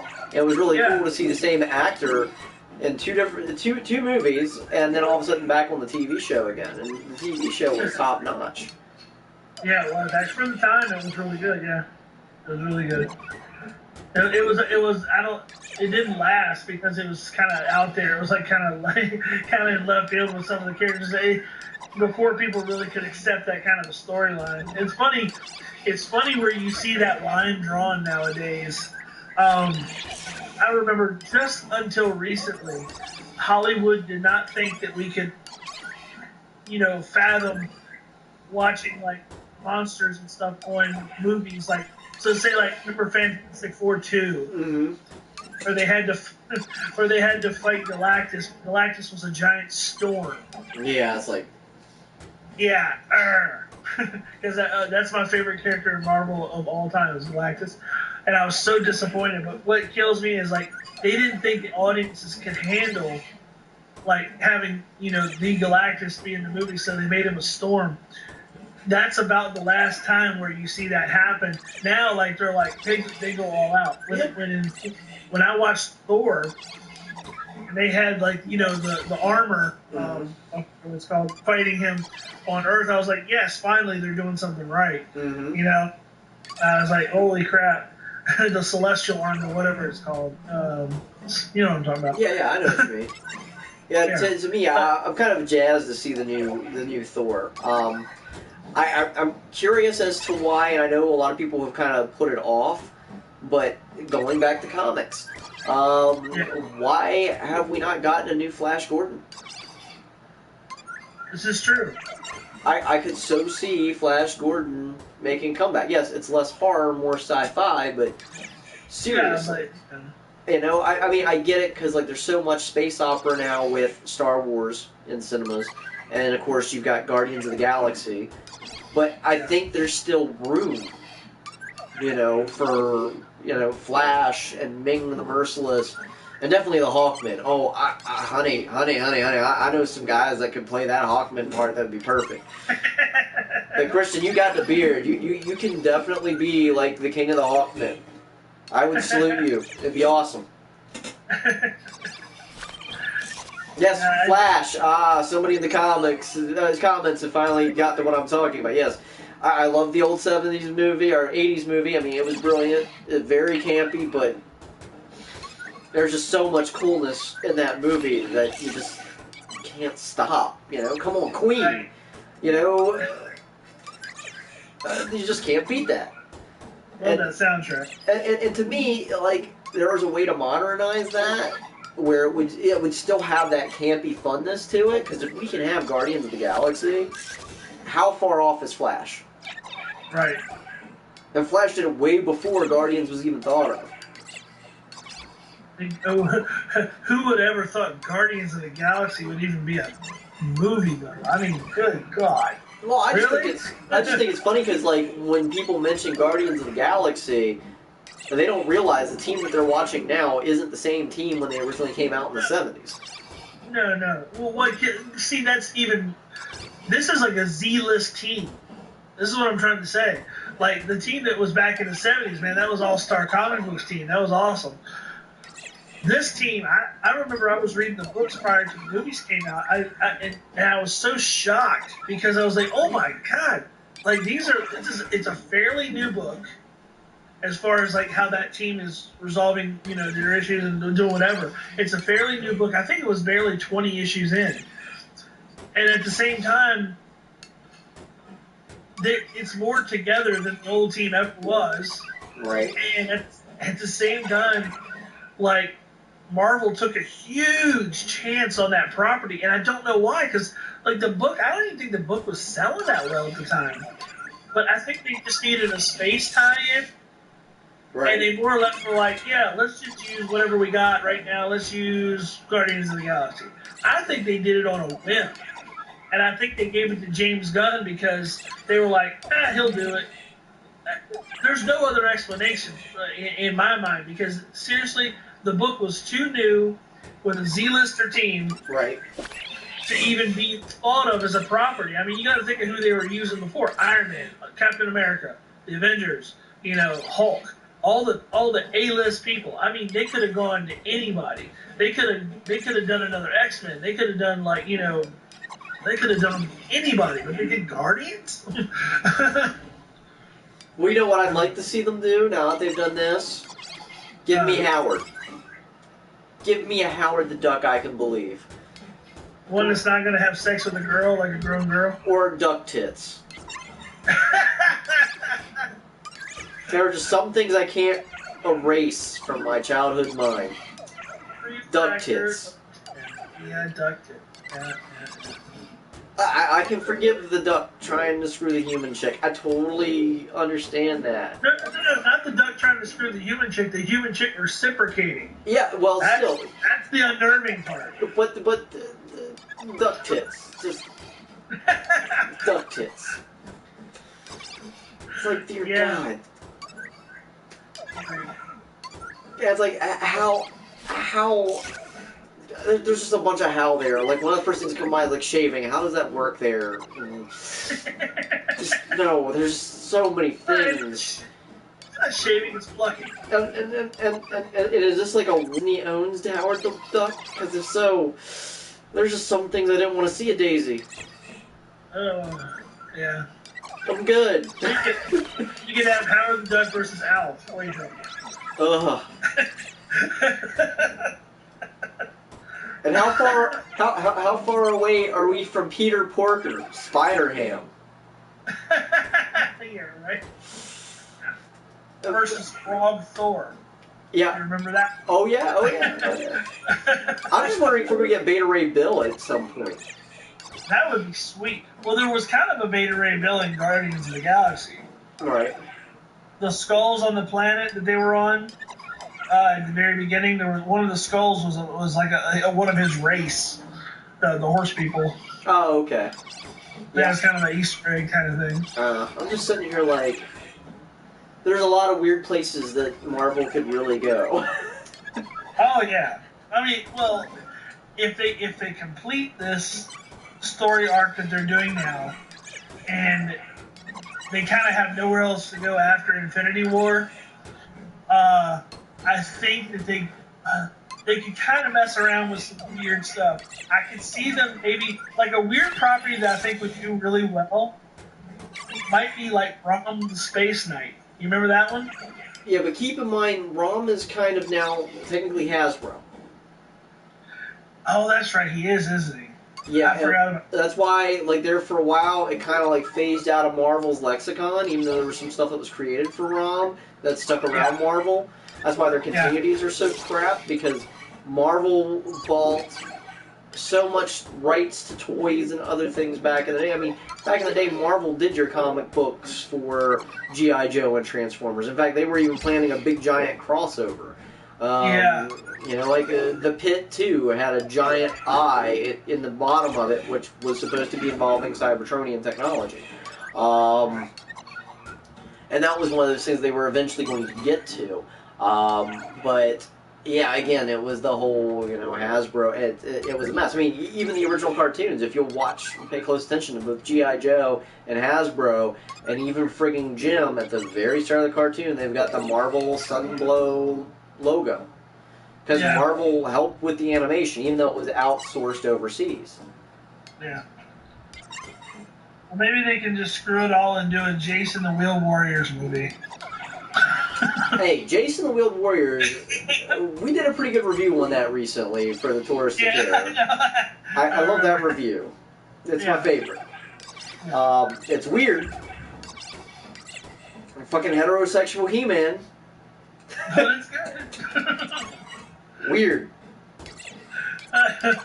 If they can get that toy line to work, have that. Yeah. But that's still owned by Mattel. So, hey, Mattel is making some bank now with He-Man again. I mean, heck, they brought back Muscle, you know, MUSCLE, which was a Japanese product that got bastardized over here. I remember that. I used to collect those little bastards. They've got Mega Man now, like, as muscle figures. They've got He-Man as muscle figures. Wow. And it's really cool. I noticed they're releasing a lot of like little tiny metal figures now. If you go into the toy sections anywhere, like a Walmart or Target, they're about an inch tall, and it's any property that you can think of. They have it like Harry Potter, Marvel, anything you can think of. They have a little tiny figurine. It's about an inch tall, made of metal. Some company has rights for them. I don't even know. It's kind of crazy. Is it a offshoot of, what was that called? Micronaut? Oh, it's from the 70s. It's like its own thing. You have to look at it. I'm not even sure. But it's kind of crazy. I mean, they're like 98 cents. Or you can buy them in packs of like 6 for like, $5, $5.99. Well, see, I remember when we were kids, like, back in the day, you could take a Transformer and chuck it at somebody, they were getting hurt. Nowadays, that Transformer's disintegrating as soon as it hits that person. I bought one for my kid and he broke it in half. Like, I remember you could not destroy a Transformer. And I miss GoBots. I'm sorry. Well, GoBots were the original. But yeah, they were cheaper. They came out years before Transformers did. And then Transformers came, yeah. And they transformed a lot easier. Yeah, and like they're literally bent over or put their legs together and turned into whatever they're supposed to be. But their ambulance actually turned into a robot, not some sort of weird mech suit from rip-off, that they ripped off from the Japanese toy line, which was all about mechs. Yeah, right. Somebody ought to do something with the Robotech property. There you go. Robotech, the movie. Well, remember Robotech, like Jetfire, the original Jetfire was the Robotech. He was. Yeah. And there was that whole licensing right, because at the time, Matchbox was able to make toys in the States for Robotech, but when it came to, what was it called, the Girl Walker? I can't remember what it's called, when it would transform into the big giant robot thing, but they could not have the jet transform into the robot, because the Transformers own the license of that. Oh, right, yeah. Gosh, I forgot about all that stuff. Yeah. I actually have a Robotech, I can't remember what it is, but from Matchbox. I found it at Goodwill recently. Again, another Goodwill find. For like $5, and it's like one of the mech walkers that was from the old 80s Matchbox line. And that's just really cool. Yeah, when you find stuff like that, and it's like... Was it plastic? Were they metal or plastic? Combo. Mostly metal. Mostly metal. Which sucks because you can tell it was well loved, because like, normally it would stand, but because the joints are so worn... Yeah, they kind of just flop. Yeah. You can get it to stand somewhat, but only in certain positions. Yeah. And it even came in the box. It's got you're just gonna stick it and you can glue it into place, but it's got the Kmart price sticker still on it. What? Yeah, like the old school 70s Kmart sticker. You know what I'm talking about. Oh yeah. Yeah, I found that and I was like, yeah, that's coming home with me. That's $10 well spent. Absolutely. God, man, you must have an awesome Goodwill. Ours gets stuff occasionally. I usually get T-shirts from there because somebody, I don't know, dumps rock T-shirts all the time, and I get them from there. But not nearly as good as toys. Well, see, with me, I've just learned how to catch an eye with it lately. You know, where you're basically keeping an eye out for certain things. Because to me, it's not so much that, how can I put it best? I'm not out looking for something specific. I go out to look. I may have the goal of, hey, I want to go through their used DVDs just to see if there's something that's out of print there. I'll go through everything, and occasionally I'll find some gems. I was shocked to find a double disc. I don't know if you remember the old DVD double disc where one side was one movie and one side was the other. I found one with Bad Moon from the upper 90s, and then Wolfen on the other side, and I'm like, that's awesome. That's a heck of a double feature.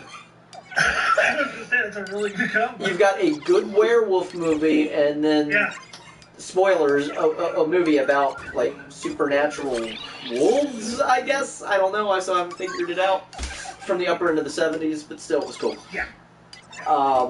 But it was really, really, really cool. I enjoyed it. It was one of those things where it's like, wow. But, I don't go out looking for specific things. I'll just go in the Goodwill and leave with an old, Kenner action figure from either the 80s or the 90s that was maybe Alien versus Predator related or something of that nature. Or, just some oddball thing that nobody's really looking for, Yeah.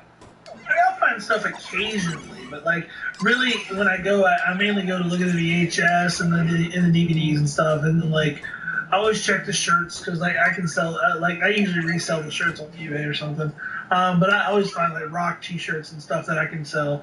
But as far as looking for me, if I go look at the toys or try to find comics or books or anything, I usually never find anything.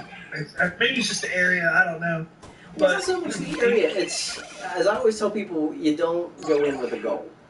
You go in and you look for oddities. You'll find weird stuff. Those little bins where they throw all those little grab bags of toys for kids and things of that nature. Yeah.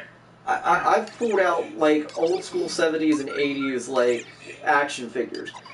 I found Buck Rogers action figures. Oh wow.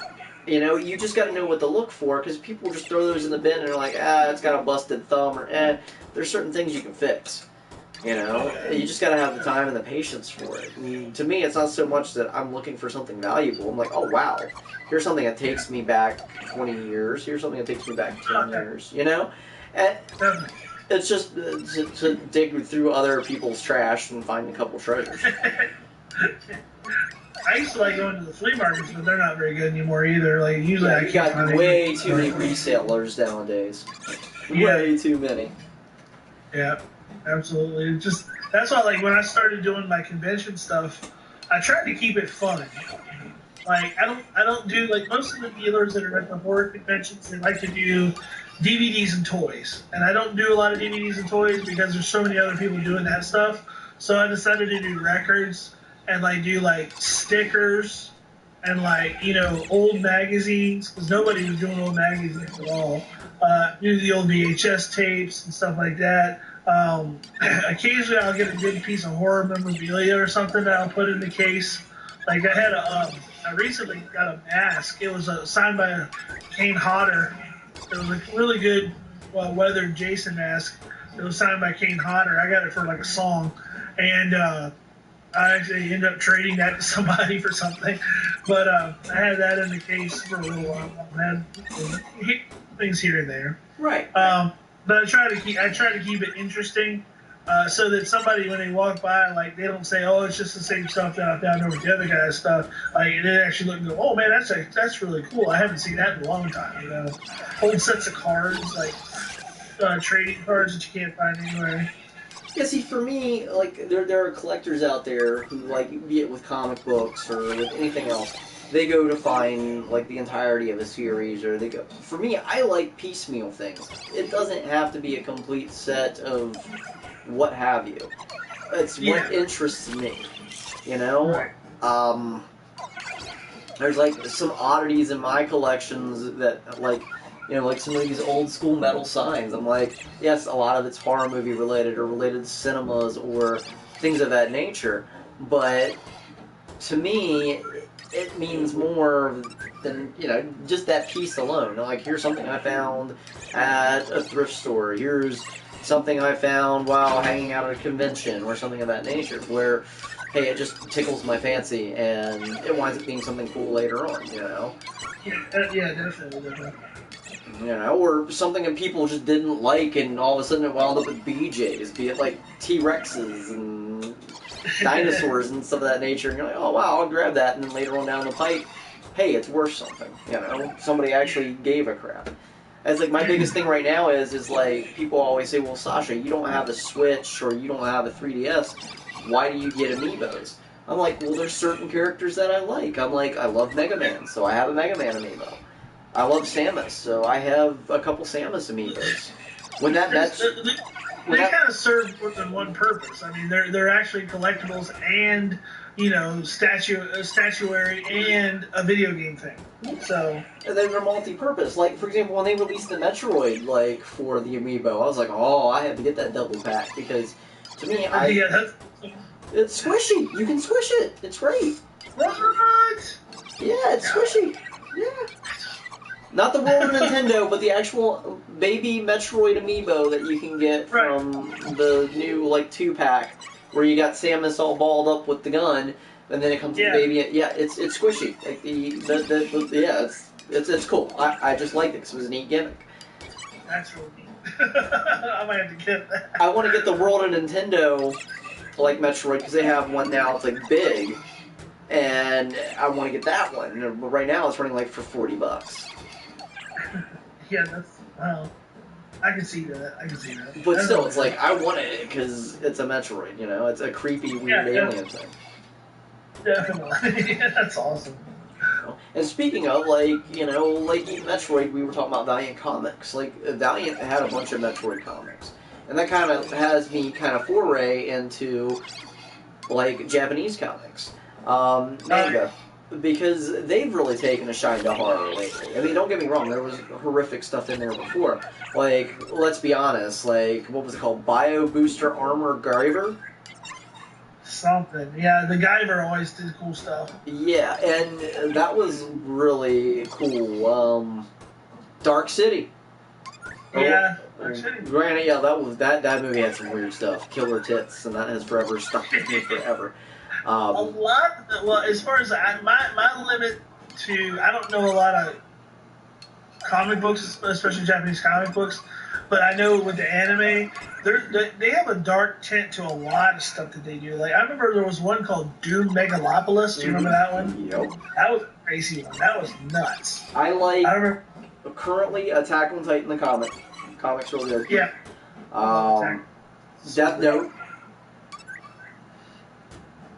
People may hate the Death Note movie that was on Netflix. I like it because it's Americanized.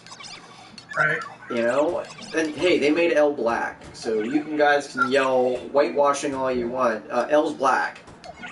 Yeah. Well, my thing is, it's so stupid because how did I know they were gonna boo-hoo it as soon as it came out? Because they boo-hoo everything. It's just how about this? How about you grew up when I grew up, and the best thing we had to watch was the Roger Corman's Fantastic Four. Okay. Let's talk about that. That was the best Fantastic Four. I'm sorry to say. These kids get everything they want handed to them as far as media goes, and they want to cry about it, and it kills me. It's you overprivileged little shit. Well, you did not understand. I had Captain America that was skinny and he rode a motorcycle. Oh, you're forgetting the Captain America with the rubber ears that came out the same year as the Punisher. Right. Yeah. Oh. Dolph Lundgren, the Punisher, I still like it. I do like that one. Okay, I will admit I like it. I'm still mad that Thomas Jane isn't the new Punisher. Thomas Jane should still been Punisher. Especially after seeing Dirty Laundry. Did you ever check that out? Dirty Laundry was so good. Oh my god, dude. Oh my god. Dirty Laundry was the best. See, Marvel always kind of teased at wanting a darker side, and that's why I think they kind of stepped away from the code sooner. Because they're hey, look at some of our characters. We really have characters that smoke, drink, and fuck like it's going out of style, but we gotta kind of be on the sly about it because of the comic code. Yeah. I mean, they can go. The cool thing is with the Punisher, just like Wolverine, they can go really dark with those characters, which I prefer. You can almost do horror with Wolverine. Oh, yeah. But I don't know why they're so scared to go. It was just with the Punisher, the TV series. I really like the Punisher TV series, or the Punisher as portrayed on Daredevil. They got the new series rolling out, but then they were scared because of the whole Vegas shooting thing. I was like, guys, that happens. It sucks, but you can't just backpedal because stuff happens. And so they retracted that now. Nobody knows when it's going to come out. And it's ugh. Well, it's just how it is. I mean, even when I was in high school, look at the whole, tragedy with, not even high school, I was out of high school by then, but look at the whole tragedy with Columbine. We were all into Buffy the Vampire Slayer, and certain episodes of that show got canceled because it was remotely even close to tragedy that happened. It's just something that happens.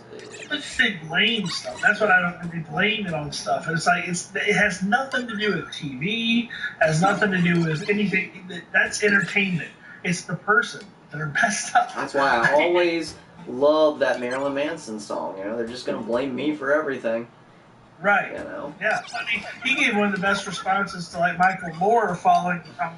He was he said, "What would you say to those kids if they were here sitting in front of you right now?" He said, "I would listen to them."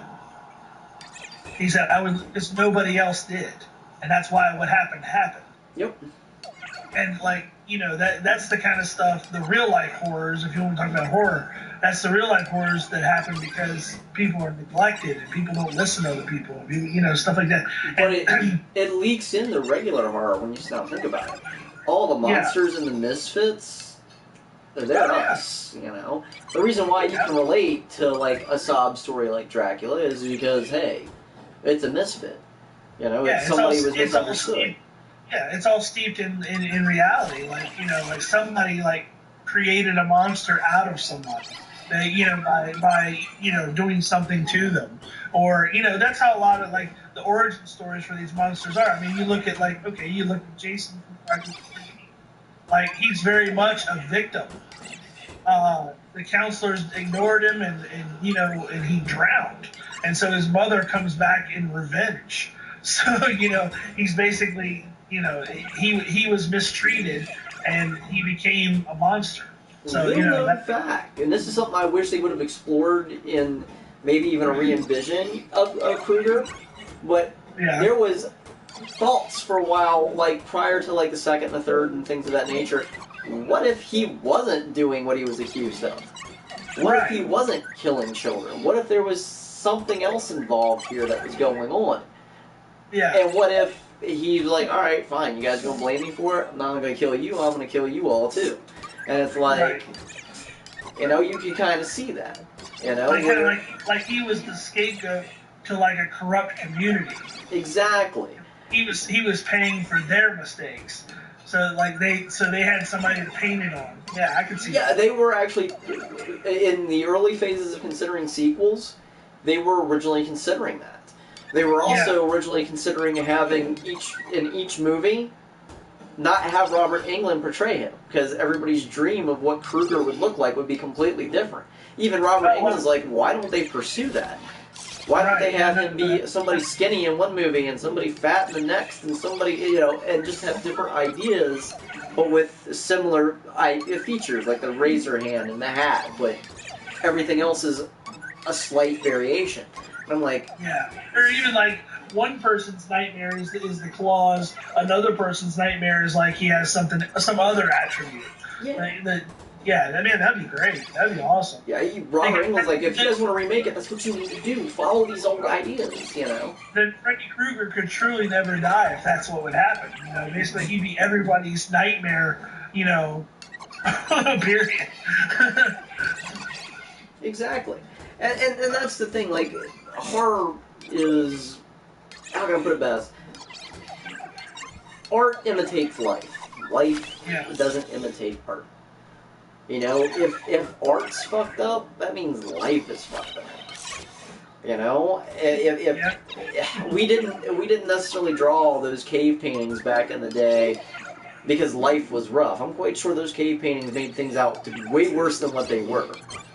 Yeah. But that 10-foot tall mastodon may have only been 5. Right. But the moment you threw claws on it and some sharp teeth, you had a whole audience coming into your cave to check that out. Like, you know what I saw? This is what I saw. It could also be like apologizing for an ego too. or like, for example, look at the Trojan story. Yeah. The 300. I'm sorry, 300 against the whole armada? Yeah. And the way that those guys were monsterfied and vilified, and it was even reflected in comics and in movies later on, where it was just done to the extreme.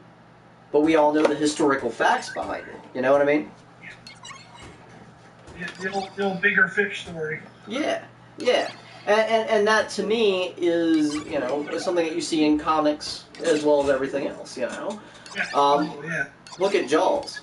There's been people who've been eaten by sharks. Nothing quite that big. At least then. Now we're finding sharks bigger than that, The Australians like to go surfing with them, because they're crazy. Or whatever ate that 9-foot shark and drug it down 1,500 feet. You ever hear that story? Mm-hmm. Oh, that's one that sends chills up my spine to this day. What is it? That's a real life horror.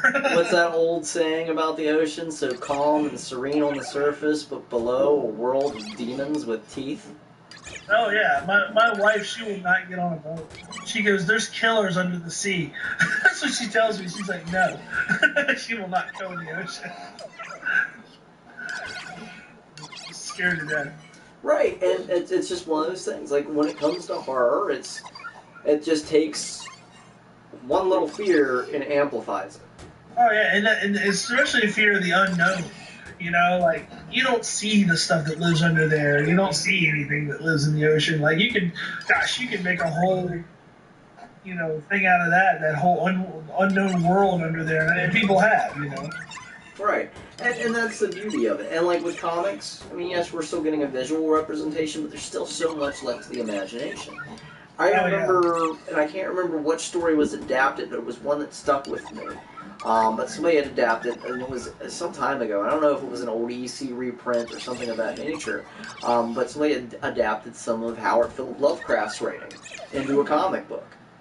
Yeah. And granted, some things were shown, but enough wasn't to still kind of... And I want to say it was, what's it called? The Mountains of Madness? Yes. You know, where, yeah, and I want to say it was an adaptation of that. I might be wrong. I want to say it was a comic book. But it was something that stuck with me. I know I must have been a little squirt of the thing back in the day when I read it. But it was one of those stories where it stuck with me, and I wish memory would serve me right and I could figure out who wrote it, who drew it, and where it came from, but it was brilliant. Yeah. A lot of those adaptations, are really cool. A lot of horror stems from stuff like that, from Lovecraft, and you'd be surprised how much stuff is based on those stories, and some of the old, the classic, like Mary Shelley, and stuff like that, and Bram Stoker. You'd be surprised how much stuff is based on all that stuff. And I think, when it comes to horror, and I'm trying to think of his name. I always make a big deal about it every time I see him in a movie, because I love it for pure campiness and him just being his 70s beefcakiness. Oh, what was his name? He was in several Rubber Monster movies where it was just terrible. Like, there was one where he goes underneath the earth with, what's his name? Played Tarkin in Star Wars. Peter Cushing. Yeah. Okay. And then there was one when they get into Antarctica and it's full of dinosaurs. And there's this whole scene of him with this rifle, and he just chucks the rifle at the dinosaur, and I'm just like, I would do that. What was his name? I'm trying to think of what it is. Damn. But anytime I would see him, I think too many people have him pictured when it comes to horror and sci-fi that they forget some of the pioneers. Like, when you read Frankenstein, even though you watch movies and you see comic books, they try to explain the process. With Mary Shelley, she's like, look, that's all in your head. You got to figure that out. He somehow got it from point A to point C. I'm not giving you the B how he got there. Right. And to me, that always made it interesting and memorable, because you're like, how did this guy go about doing it? But... That's what surely he's a genius. He's smarter than I. Yeah. That's what you're left with. You're left with this guy. He's or you got Frankenhooker where he has super crack. Yeah. Spare parts. I can't think about Frankenstein without thinking about Frankenhooker. I'm sorry. That's how. Heinlotter has his points. Basket case. Basket case. I like Brain Damage. I recently was able to get my hands on Brain Damage. That one's fun. They just showed that for Psycho Cinema here in town for their Psycho or whatever, Psycho Fest or whatever they did. That was one of the featured movies. They did Brain Damage on the big screen. I think I remember his name, but Doug something. Doug McClure. Yeah. That's who it is. Because he was also in one of my other favorite movies, Humanoids from the Deep. Love that movie. Yeah, okay. Yeah, I know who you're talking about. The original Humanoids from the Deep. Yes. Because you had Doug McClure and you had the other guy from Rituals that was in it. Guy who died in, who actually died in Twilight Zone, the movie. Because his head got lobbed off with a helicopter. For real. What? I never heard about that. Yeah, he was a big name actor back in the day. When they were filming the Vietnam scenes for the Twilight Zone movie, the helicopter crashed, and he was there with a kid, and it took off his head and the kid's head. Because they originally weren't going to release the movie because of that, and they're like, you know what, it's all in the can, it's done. Wow. It would totally be a disrespect to that actor not to do it. And so the scene in the movie, or was it just a helicopter on set? A helicopter on set. They don't want... How can I put it best? You can watch and see exactly where it happened, because the crash is on film. You don't see them losing their head, but the crash is in the film. Oh my gosh. Yeah, so you'll have to look up Twilight Zone, the movie. Yeah. I never heard about that. That's the first time I've ever heard about that. Yep, I'm trying to remember the name of the actor for that, too. Because he was in Rituals. Right. I love Rituals. I don't know if you've ever seen Rituals from the 70s. I haven't seen that one. Bunch of doctors. My wife, she's watched so many horror movies. Like, you can name them. She's like, oh, yes. It's a bunch of doctors who are plastic surgeons and whatnot. They decide to go up into Canada, into the middle of nowhere, and go camping. You know, just kind of rough it and things of that nature. Well, they get out there, and this movie is kind of like a combination of Deliverance meets Saw, before there was even Deliverance and Saw. Oh, wow. And it's just so good. Wow, I have to check that out. It's hard to find. You may have to hit me up for it, because it's tragically out of print. I'm quite sure you're familiar with Code Red. They actually found a negative in somebody's closet because all that was left was like VHS copies and really, really ratty prints. Somebody had a negative sitting in their closet and they secured first rights on it and ran a limited printing. And yeah, that disc, let me put it this way. When I go out and I buy a disc that's super expensive, it's in that rare instance when something, and they can only print it so many times and that's it. Yeah, that was the only time I've ever spent more than $50 on a DVD. Wow. Wow. Yeah, there's some movies I probably would be into getting like that. Yeah, but Rituals is just so good, because it's just... Hal Hollowbrook was also in that movie. That's what I was thinking. Oh, yeah. Okay, Hal Hollowbrook. Yeah, he was in Rituals. That's a really good... Like, top-notch actors. It's just... Yeah. That sounds like shit that I'd be interested in. I love like old 70s stuff and stuff like that. Those movies, they're always really good. Yeah, you would like it because the twist at the end, it isn't anybody who you know who's stalking these doctors, but you understand where they're coming from and why they're pissed. And you're like, you're like, yeah, what they're doing is wrong, but I get why they're assholes. You know what I mean? I understand. It's one of those things. So anyways, we've been going now for, well, granted, for the people who just tuned in, we started a little bit early, about a half hour to 40 minutes early.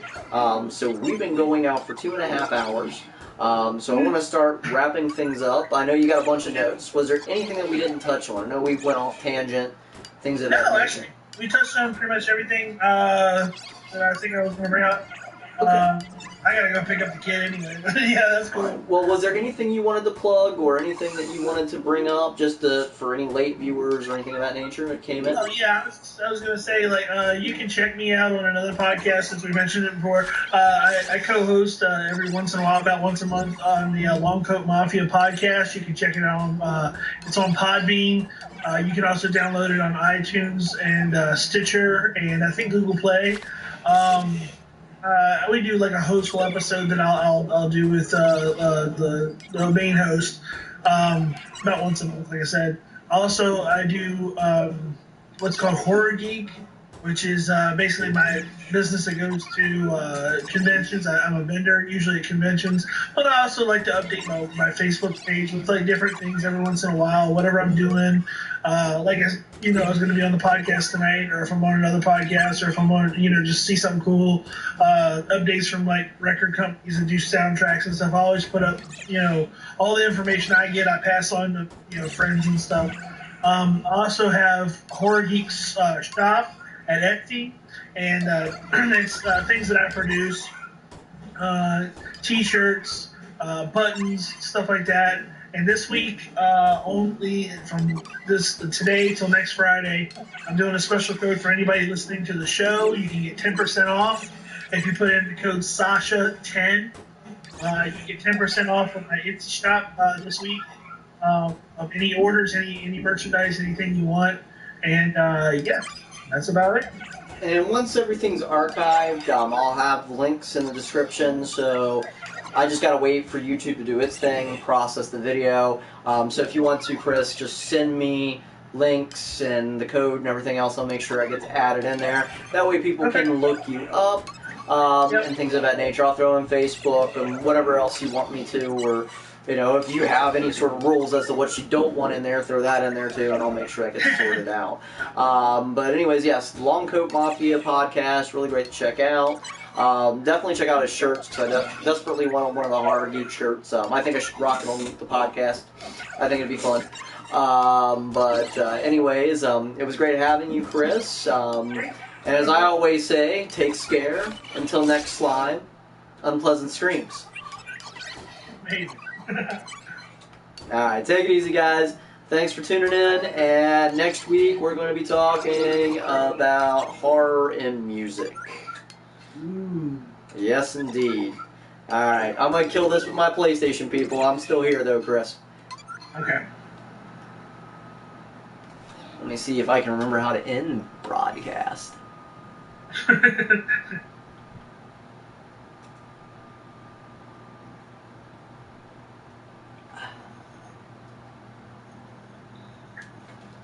I cast that never ends.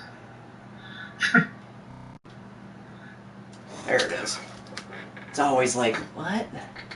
It always gets so mad at like me when I try to do this. It's like, stop broadcasting.